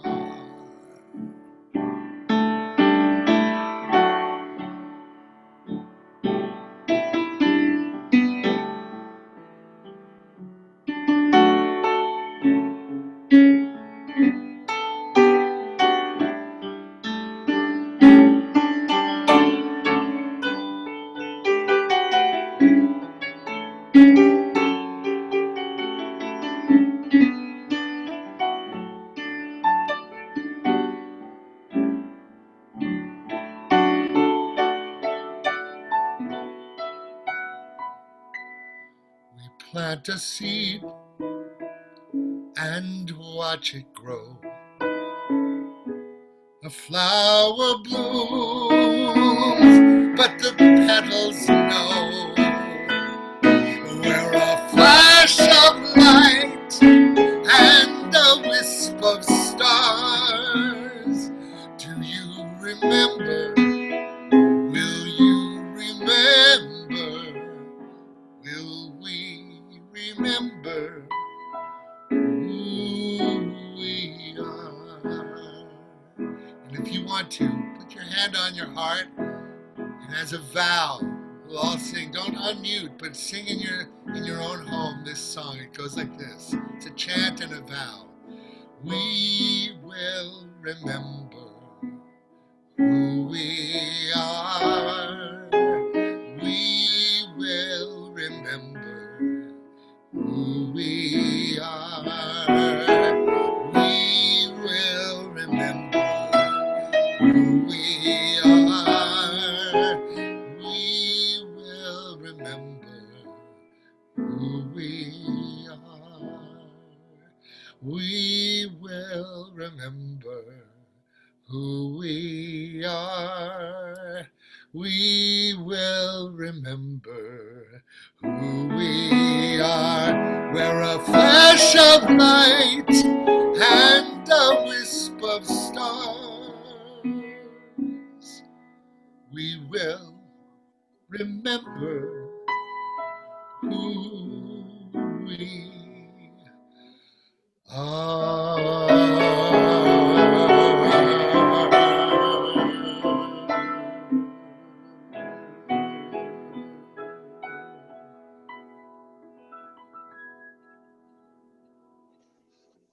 Hello, good evening. Good evening. Samuel from Good evening, Samuel from Nigeria, Abeokuta, Nigeria. Please accept our condolences. And that I have not met her, but I saw her.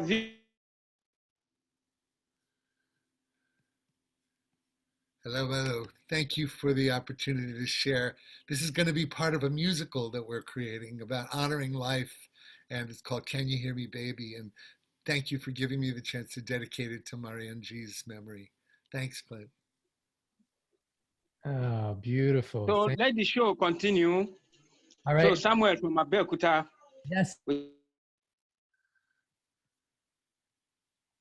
Oh, Clint, you're on mute. Sorry. There we go. Thank you so much, Gary. And we'll go to Samuel next because he's very eager to share. Samuel from Nigeria, please. Yeah, I'm Samuel Abayomi from Abeokuta, Nigeria. I've not met her, but I saw her video recording, especially on Gi. And I'm praying that God will console and comfort this miracle team. The show must continue. I pray her guardian angels and saints will grant her space in paradise. Thank you very much, Dr. Clinton. Thank you, Smita. Thank you, Neutral Aramat. Thank you, Dr. Grivion. Thank you, Amelia. We thank everybody in the team. Thank you. Oh, thank you, Samuel, for that beautiful message. You know, definitely making ghee is one way she directly changed my life was taught me how to cook food in a delicious and healthy way. And that changed my whole future. And just to know how to make ghee in the right way is such a big thing, or how to make mung. And so we'll share more of these videos on the community space. But thank you, Samuel, for sharing that. Elio, I don't know if you're willing to share right now or not, but I just asked you to unmute. I know you're in Cancun right now, but you know, you're someone who is also a cook, and also there's another famous cook on this called Otto. I don't know if he's still on or not, but can you just share any of your thoughts, Elio, regarding some way in which Marianjii impacted your life? I know my wife, we had problem with arthritis, and we follow all the recipe. And Dr. Grizzin or something spoke even with my wife last week, and we are using all these home remedies, and we are getting improvement. So there is hope, and there is hope. So the show must continue, and we have started to reproduce this your product to our friends and family in Nigeria. Ah, well, you're doing an amazing healing work.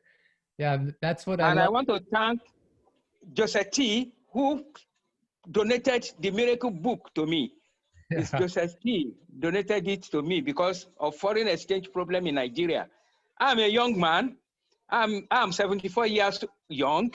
My birthday is tomorrow, but my biological age is just about 40.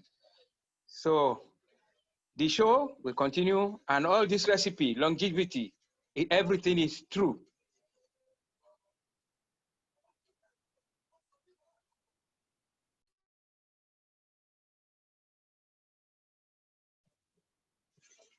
Okay. Clint, you're muted.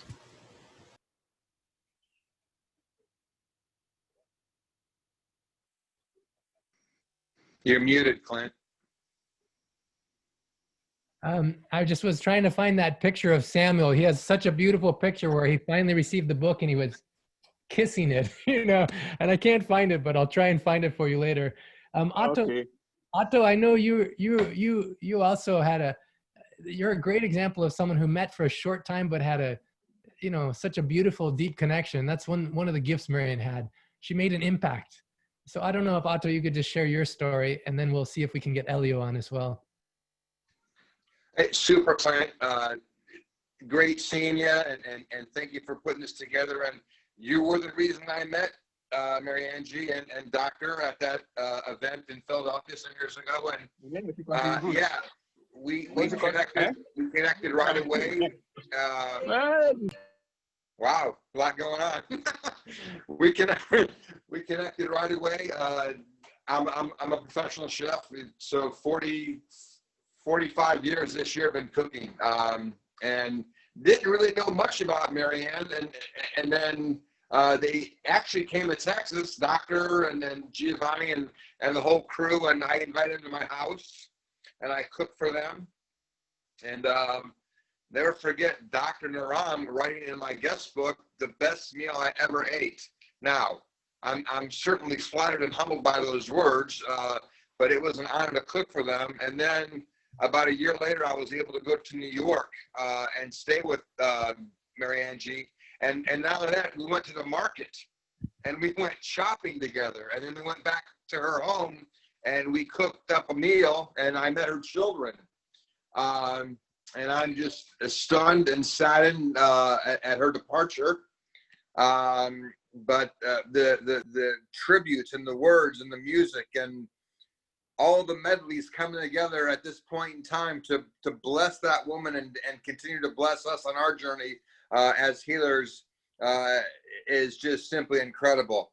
I'm not going to take any more time, and I appreciate you letting me chime in there for a couple minutes, Glenn. So I wish you all the best, all you healers out there.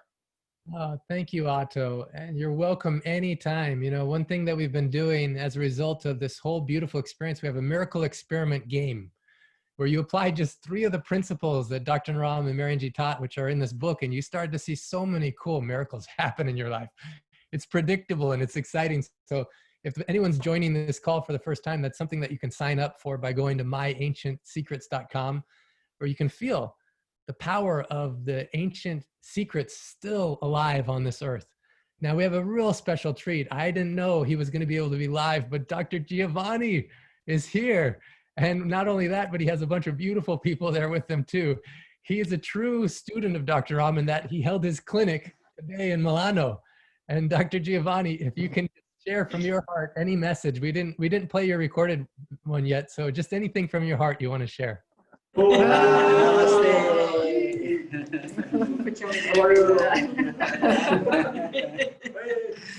Yes.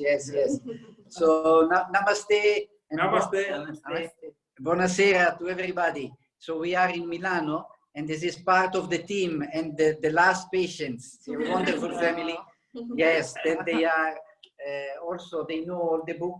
Yes, and they say also the touching. They want to keep my book. They want to keep the book. Everybody wants to touch the book. But they say they just feeling, touching the book. They take the good vibration.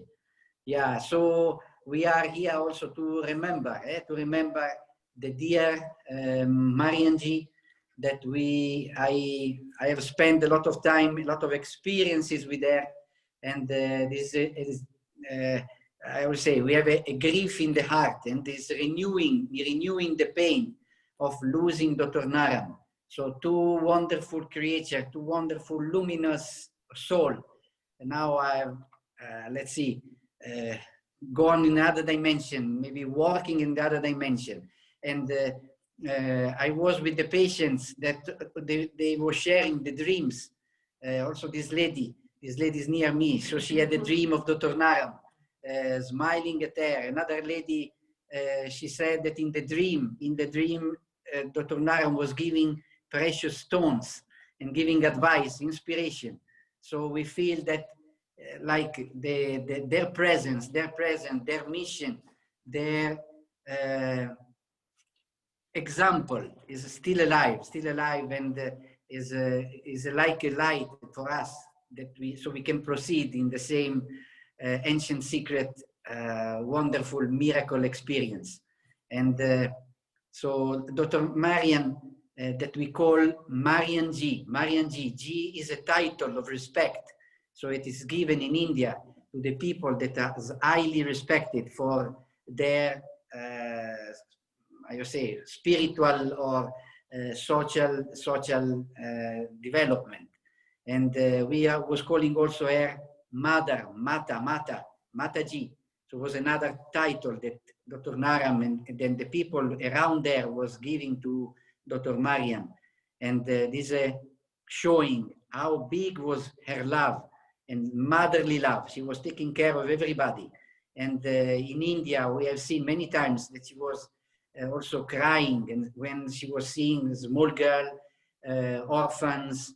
So she wants to, in practice, help.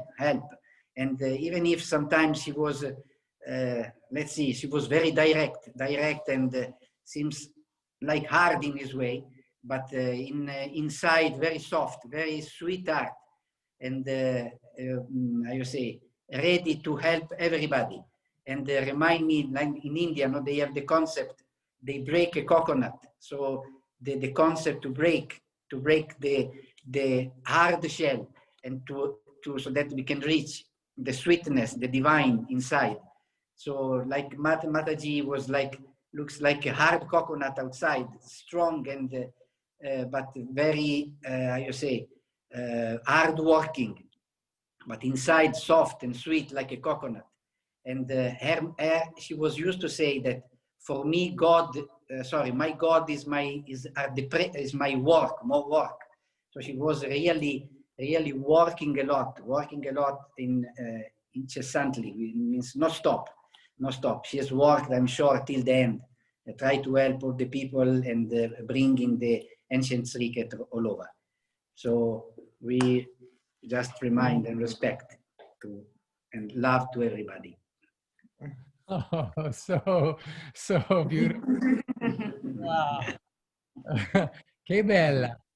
So how appropriate you're joining us from Rome. One of Marianjii's favorite places was Italy. You know, as a young person, that's one of the places she went, and she had such a love.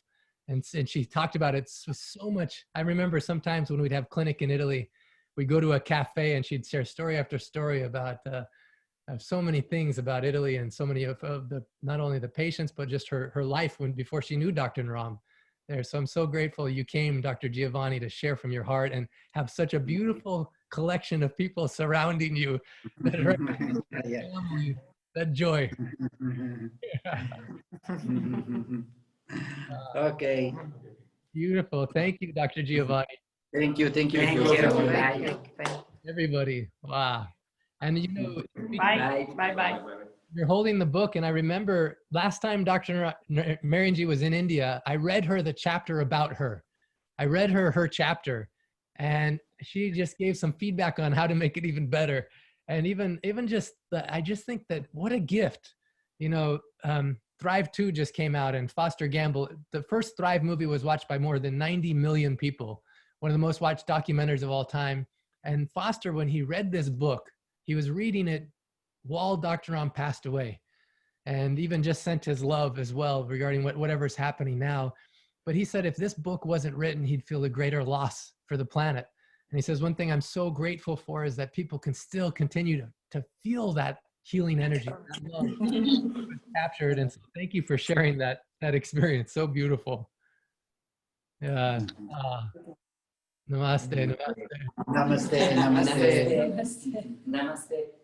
Wow. Talk about feeling love on this call. So beautiful. We're going to go to a couple other short shares. And one of them is someone who's actually quoted in the book at the beginning, Yolanda. Yolanda is, she's a professional bodybuilder who won several national titles.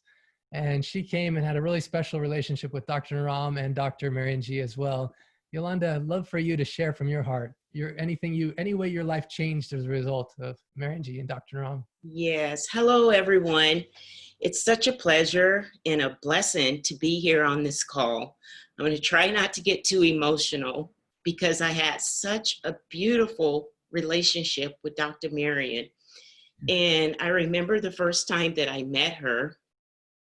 I met her in Canada, which was my first meeting with Dr. Naram as well. And I was sitting there in the waiting room, and she walked in, and she immediately caught my attention with her beauty, her grace, her elegance, and her whole being. It really caught my attention, and I thought, oh my God, what a beautiful spirit. So I didn't speak to her in that moment, but I was at the end of the day of my appointment with Dr. Nuram, and I was hungry and I was tired and I had traveled there. So a little bit on edge. And when I walked in to see Dr. Nuram, his Shakti, it hit me. My whole energy shifted. And it was this big old beautiful smile, and his energy was so powerful that I was like, wow, how can I be upset with this? Because he just welcomed me with open arms, and we hit it off from there, and we had such a beautiful experience. And then I went out and met Dr. Marion, and it was awesome. We connected. She helped me, invited me to New York. I had the opportunity to go there and spend a week with her. And as everyone has said, she loved being in the kitchen. And she cooked up these beautiful meals for me. We made ghee together. We had mungs, and it was such a great experience. And I will always treasure her and carry her in my heart. This was the interesting thing for me. Last week, just before the call, it was Saturday that I got the news that she had passed away. I had been reaching out because we were doing some rehabilitation for her neck. And I wanted to know what her progression was. And no one was responding to my messages or phone calls. Just 1 second. So anyways, no one was responding to my phone calls. So Saturday morning, I got a call from Lisa sharing the news. And then we had the call on Sunday. Sunday night, I was sitting in my living room and I heard an owl. And I thought, oh my gosh, and I have such a connection with owls. And I thought, that's Dr. Marion. And I went outside. It sounded like it was on my rooftop. I went outside and it echoed. It was so loud, and a sense of peace came over me because I felt like she was saying she was okay, and to let the show go on and live through us. So I just wanted to share that. That was a miracle for me because I know that I had that connection, and it was her way of saying she was okay and to carry on. So thank you guys for letting me share that. Oh, beautiful. Thank you. Thank you, Yolanda. Oh, thank you so much for sharing that. You know, in this moment too, as you're talking about Lisa and Marion's children and family, if we could just even take like a moment and send them love, you know, because anytime you have a parent who shares her love with the world, you know, you have to share that parent with everybody. Like we all feel like she's our mom, you know, we all felt like she cared for us. And then the, you know, her children and her family shared her with us. And those who also worked very closely with her, Lisa, and everyone who's there in that moment, taking care of all the details that need to be taken care of. Just, we can all send them our love. And at some point in time, they'll announce when the official memorial is and how and when they want to do that. And just for now, I'm so grateful, Yolanda, everyone who's sharing, for really showing up with your heart, and just, we just love, and we felt that love, and we can live more according to that love that's been given to us from Marian, from Dr. Ram, from so many others. Even as they were there, they were human, you know, and working so closely with people. Sometimes you have differences of opinion, and sometimes there's conflict, you know, but in the reality of life and death, so much of that melts away. And then you're just left with a sense of grace, you know, that we have this life to lead. And so I also want to say that if there's anyone that you have some conflict with, who's made an impact in your life at some point, who's loved you or you've loved them, who shared their heart with you, but now there's some distance, there's some pain that came in that separated you from them. I just feel inspired at this moment, to just say, find a way to reach out to them, because at some point one of you will no longer be here, or neither of you. And so it's better to face those things now and come through that to the healing space. And that's from my heart to your heart. I don't know, Elio, if you're able to share or willing to share, but if you can unmute yourself and just share a few words just from your heart, I know we'd all be interested in hearing. You may be on a device that you're not able to unmute, I don't know, but if you can, we'd love to hear from you. Looks like it's having some challenges unmuting. Elio, can you hear me? I don't know if you can hear me or not. Would you like to share? No? Okay. So thank you for being present. Let's go to RC. I know RC had said that he had something he wants to share if he's still here. It looks like he might have had to leave. No problem. AMSU. Amsu, you said you have something you want to share from your heart. Thank you, Dr. Clinton, and I really appreciate everyone who's on the call. I had the pleasure of meeting Dr. Marianjii about a year and a half ago down in Charlotte, North Carolina, then subsequently about a year later down in Atlanta. And I immediately... Amsu, there's a little bit of static. Maybe if you speak a little closer to the computer, we can hear you better. Okay, yes, I was able to meet Marianjii twice on 2 occasions, and I really connected with her because she was so caring and direct and very motherly, like everyone has expressed here. And what was really interesting is she says, I know you. She said, I have 2 children born on March 20th, which they shared the same birthday as I did. And I found that to be like something really significant for me. But then to see how much she cared and to be able to talk to her, and she really helped me at one point, because I was, thinking about how was I going to deal with some of my dietary changes that she was speaking of, and she mentioned the black bean brownies, and I've actually shared that recipe with so many people who, had challenges or wanted to do some changes themselves. So the news of this was really devastating for me.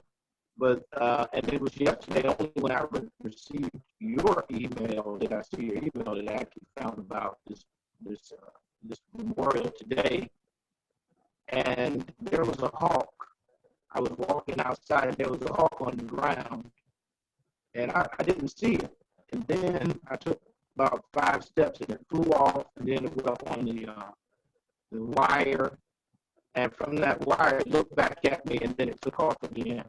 So this was after that. So I knew there was something significant about it yesterday, and then I received the email. So I just wanted to say, I look forward to learning more. And I never was able to get the book that you have, but I do want to acquire that book because this tradition is important to carry on, and I definitely want to be a part of carrying that on.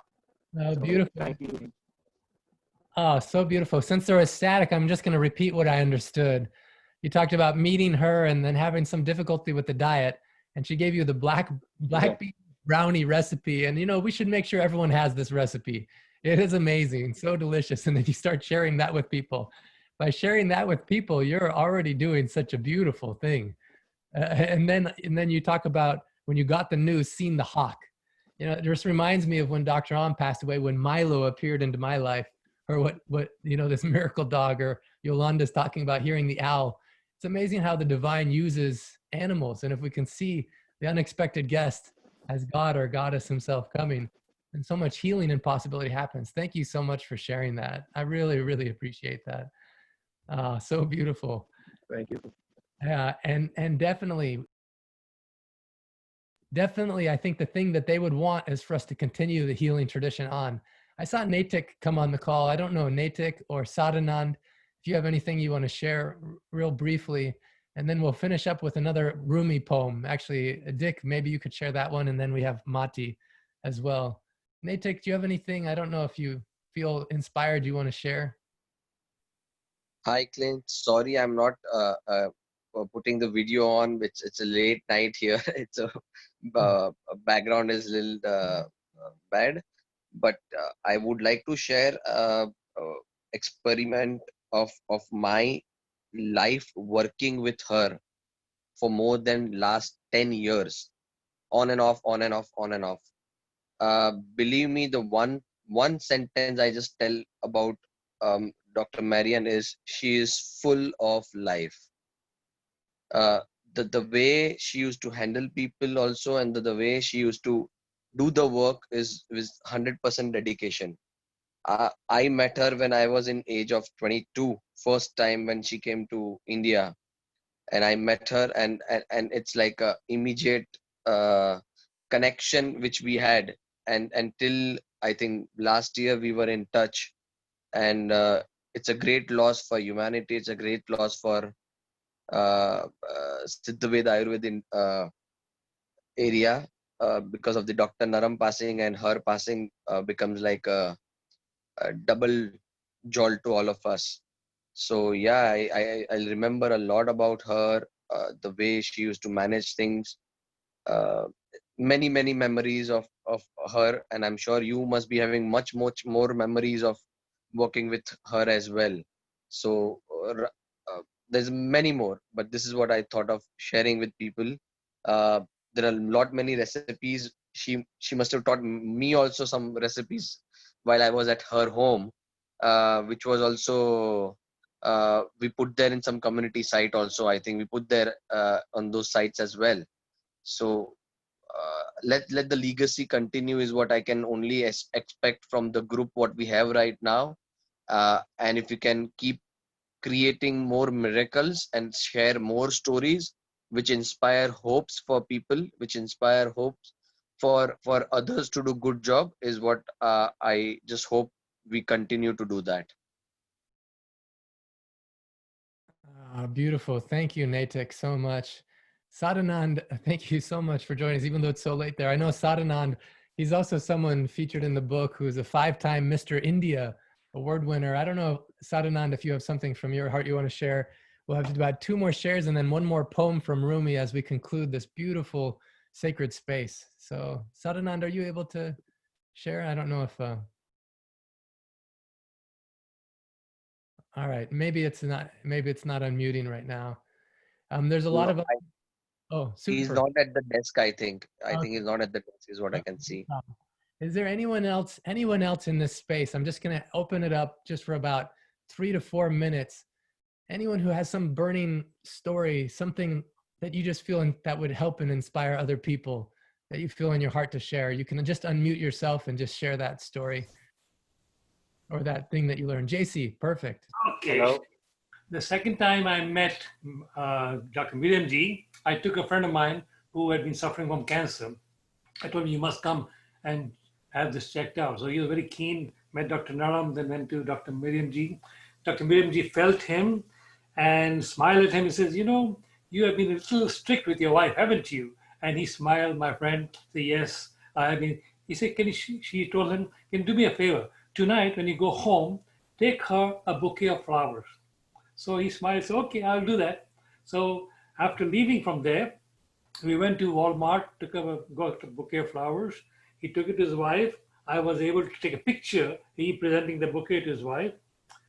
And believe me, in less than a week, he passed away. Dr. Marianjii knew the end is coming, so he should make peace with his wife and give her a bouquet of flowers. I felt so wonderful that Marianjii was able to do this little gesture for him, for his wife, and I felt Dr. Marianjii knew exactly what pulse reading is all about. That's what I want to share. Thank you. Wow. What an amazing story. What a beautiful, and that's one of countless stories like that with so much impact. Thank you so much, JC. I know also Lynn shared her first story of meeting Dr. Marianjii in the chat, and what an experience that was. I don't know if you'd be able to share, Clint, but Sadanand is there. If you want to, Sadanandji, are you there? Can you unmute yourself? and Gaurav also something he wants to share. Gaurav? Namaste to everyone from Dubai. Dr. Clint, I just read your email and I was so shocked. I had the privilege of meeting Dr. Naram in August 2018, and Dr. Miriam was with him. So after my meeting with Dr. Naram, I was guided to Dr. Miriam, and she was angelic. She was like so beautiful and so calm, and I felt the vibe when I was with her. I took a photograph with her after she had done the consultation. It was beautiful, and subsequently we were in touch off and on.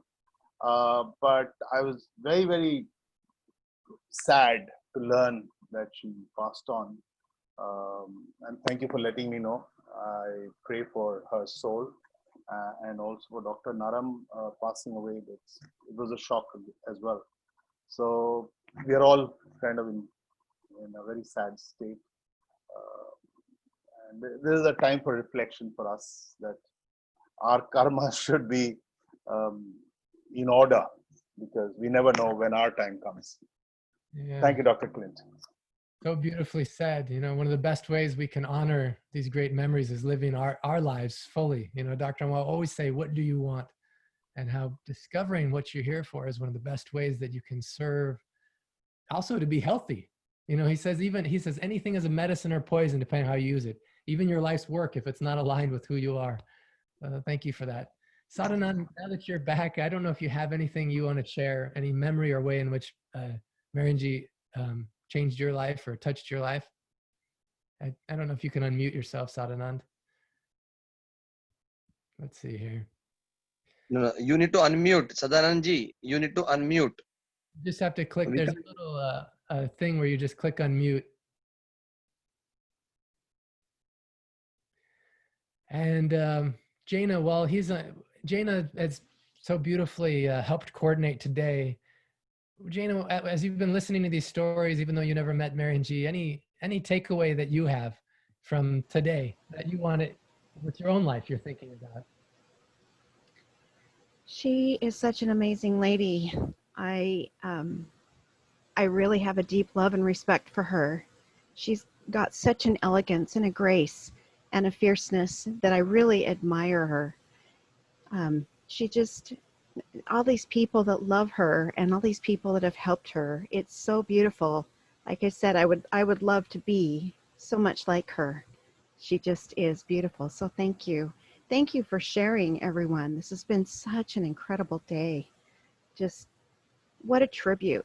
What a tribute to such a beautiful person that lived such a beautiful life, that really had such a depth to her that is just, it's amazing. It's just so wonderful. Thank you. So beautifully said. You know, her family and Lisa and so many others will carry on her life and her work in their own way. And each of us, you know, can carry on in our way, the portion of that love that's inside of us, the way in which she was an example of so many amazing things that we can live. And so just as we're concluding, I just like it if everyone puts in the chat one thing that came into your heart today, maybe perhaps about some takeaway, some way in which you'd like to live your life differently. You know, JC shared that beautiful story about giving flowers to this man's wife a week before he died. You never know how long you have or that you love have with us. So what's one takeaway, one thing that you'll take today in terms of, and as you're typing those in the chat, we'll have a couple final people share. Vimal? Yeah. Namaste, everyone. To be very honest, I have never met Dr. Marianjii, but when I received the mail notifying that today is this meeting to give tribute to her, and I came to know about her sad demise, by looking at the picture which Dr. Clint has shared in that email, I was feeling like that I'm looking at the picture of one Indian goddess, her graceful, her shine on her face, and really, and apart from this, Dr. Marianji's picture the thing which I wanted to express about her sad demise, losing her from the humanity is really sad for all of us. But simultaneously, Dr. Clint, what I would like to share with you and everyone is that the incident which happened to meet Dr. Naram for the first time almost before 2 years back approximately, and where you shown one picture of Dr. Marianjii with one journalist, that Dr. Kanti Bhatt. Sorry, no, not Kanti, Dr. Kanti Bhatt. He was Kanti Bhatt, that old gentleman. He is standing between Dr. Marianjii and Dr. Pankaj Naram. He was my guru actually for journalism and writing long, means a very beautiful stories, etc. Uh, the incident when I met Dr. Naram for the first time, that was Mr. Kanti Bhatt's birthday celebration. And when second time we met, I met you also at the crematorium at Kandivali when that was the death of Kanti Bhatt. So I don't know, miracles happens every moment, and I am not finding the proper words to express my gratitude about all of you, and especially for you, Dr. Clint, for Dr. Naram, and Dr. Marianjii. Thank you very much. Beautiful, Vimal. Thank you so much for that sharing. I'm reading in the chat so many beautiful. Thank you so much. I just read some of the takeaways from today because I think they're so beautiful. Lynn says, living from love. Savan, life of service to humanity where possible. Randy is about solidarity. Gaurav, living a life of service. Natik, the world needs more understanding than love. Glow says, I want to find inside of me the feeling of worthiness so that I too can be a healer. Glow, I just want to say, it's there. And I'm so glad you're on this call, and anyone that struggles with feeling like you're worthy of anything. And one of the things that Marianjii would do is help you see that in yourself, and Dr. Ram would do just from his presence. So you are worthy, and so glad that you're here. Kaylee says this, thank you everyone for today. I wasn't able to attend from the beginning, but so grateful for all of you. My takeaway is to keep my karma clean. I just sent love to 3 people I was holding resentment against this morning, or this meeting opened my heart. Kaylee, I'm so happy about that. If this meeting was for that alone, it would be worth it. So thank you for doing that. Thank you for opening yourself up to love and moving past whatever is that resentment. Andrea says, I take nothing for granted. I'm grateful for each moment to serve humanity. Sarabjit says this beautiful thing. Dr. Ram and Dr. Marianjii have brought us together. Right now in this moment, literally they brought us together because together we can make miracles. I made a special shirt, which I'm wearing today to honor them and inspired by Dr. Clint's Facebook post. So now we got to see that shirt, Sarabjit. Let's see, can you, I'm going to pin your video and I want you to unmute yourself. And if you can show us your shirt. Beautiful, so beautiful. We can't hear you, but we can see it and hear and see your beautiful smile. Can you unmute? Yes, here's the shirt. I don't know if you guys can see it. Can you hear me? Yeah, we can hear you. Okay. Here, this is the shirt. Together we can make miracles. So beautiful. Thank you so much. And I have to say one thing that, though I didn't know Dr. Marianjii, but I've been watching her videos, and I did, of course, get inspired to make ghee, and turn on to a better and healthier life, with the food part. And I used to see her videos always in the kitchen. So that really inspired me to do that. So they have been a source of inspiration, I think, or both of them, Dr. Naram and you, for bringing us together, so all of you, thank you for the opportunity to bring us together. So beautiful. And what your shirt says it perfectly. We together. Yes. And we can make these miracles. We can see these miracles. Yes. So beautiful. Rajani says what she learned is living life fully like Marianjii, with love and boldness. Afsena, she says she wants that in every Zoom call or meeting, she learns how to be more a messenger of hope. Kathy says living with an open heart and a high vibrational energy. Judy, I will be close to Marianjii by looking at her videos. What a blessing we have these. Larry, who wrote something so beautiful and sent me this week, says, my takeaway is that when doors seem to be closing, actually, they are opening for us. Opportunity everywhere. 2 exclamation points. Wow. I could just pause. If that was, again, if this was the only thing that happened this meeting, that you can see this, that when a door seems to be closing, it's actually something else is opening.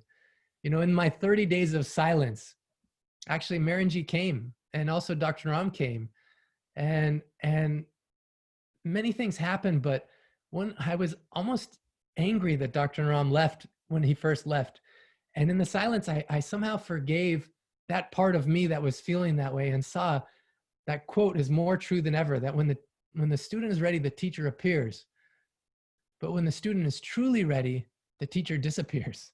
You know, every time Dr. Ram was teaching me anything, he'd throw me into the situation where I had to do it before I thought I was ready. And right now, at this time when the door seems to be closing, that we lose the physical presence of these beings who have been such a presence, it's actually throwing us into ourselves, and we taking responsibility for helping ourselves and each other. And I feel that way, Larry, so much. So thank you for putting that. Ronnie says, this day is a validation of the energy of the heart, the love, the support we all share when surrounded with such masters who are with us always. Dr. Clint, you were chosen and have surpassed and lead us in such a beautiful and amazing way. It's such an honor to know you and be part of this group and spread this healing and love. I love you all, and I'm with you all. Oh, so beautiful. Thank you. Kathy, Richard, remember who we are. We are beyond the physical body. Serve with devotion. Your life is filled. We are here to serve with love and devotion. Aparna, living from the heart. Zafi, well said, Roni. Anne says to keep going no matter what. I would never have known she was sick in her videos. Never give up. Her strength, balanced by feminine grace, is inspiring. Connie says the message today for me is that even if people pass on, they're still taking care of us and protecting us. You know, these are so beautiful. Arati, Dr. Marianjii was so impressive and beautiful, calm and dedicated. May she rest in peace, though much too early. We'll miss her, Dr. Ram. Both I didn't meet, but I'm grateful for their teachings online. Also, I had so much in common with her, but could still learn from her. Great Zoom meeting today to be connected with people from all over the world. Thank you to all the speakers and guests, as well as great music by Gary. Thank you. You know, there's so many things here. I'm going to summarize these learnings and send them out in a message, and also prepare us for next week's Zoom call. Next week's Sunday's call, I'm going to share a specific story about what happened in the silence with Miracle Milo, this miracle dog that helped change forever who I am. And I think will help all of us that want to step into this healing, whether it's for yourself and those you love, or as a practitioner, how to go more deeply in this. The program that we've been putting together is close. We'll be ready to announce more of it. Oh yeah, you would like to share something? Oh, nope, I don't think so. Okay, so on a final note, Dick, just today or soon had an email come with a poem from Rumi. And Dick, I would just love if in conclusion you can share this beautiful poem. Thank you. And by the way, Dr. Marian was just a wonderful story in a book until today. And today she's really come alive for me. I really appreciate everything, all you have said. So here's the last part of a Hafiz poem, actually. And it just felt like it needed to be said. Greet yourself in your 1,000 other forms as you mount the hidden tide and travel back home. All the hemispheres in heaven are sitting around a fire chatting while stitching themselves together into the great circle inside of you. Thank you all. Love you all. Beautiful. Thanks. So beautiful. You know, Sadhanand, in the wake of that beautiful Hafiz quote, says, those who we love, they don't go away. They walk beside us every day, unseen, unheard, but always near, still loved, still missed, and very dear. Thank you all, Namaskar. So on this beautiful note, you can all unmute yourself and more than ever, express I love you and I'm with you. Love you, Dr. Marianjii. Love you, Dr. Ram. Love you, everyone on this call. Love you. Love you, love you, love you, love you, love you. Dr. Marianjii, and I Love you, love Dr. you. Marianjee. Love Love you, you Krishna. all. Love you, Dr. Naram. Thank you for I all your miss you. love. Lots of love. Love you, and I miss you. Love you. Love Oh, love you. Love Love you, you. oh, It's a great day. love you, love I you. miss you. You. Love you all. God bless you all. I'm with I you. love you. I'm with you. Hi, Jaina. Love you. Yeah. And Love you, Ann. I Love love you. you. Love you all, love you Thank you, all. Dr. Clint. Love you. Thank you, I Dr. love you Clint. all Good to so see much. everybody. Woo! Love and light. Love you, Dr. Aarti. Clint. Arati. Love you, Aarti. Namaste. Namaste. Namaskar. Namaskar. Namaste, namaste. Thanks, Clint. Namaste. So much love. That is so beautiful. Thank you all. Looking forward to seeing you next Sunday. Love you. So much love to Marianjii's family and for all of who shared today and those who didn't share but have something you want to share. You can fill out that form and share your story. Love you, Dr. Ram. Love you, Marian, for how you changed my life. And love you for all the beautiful people you introduced me to as a result of being associated with you, like so many of the people here now on this call. Love you, and I'm with you. Namaste. Namaste.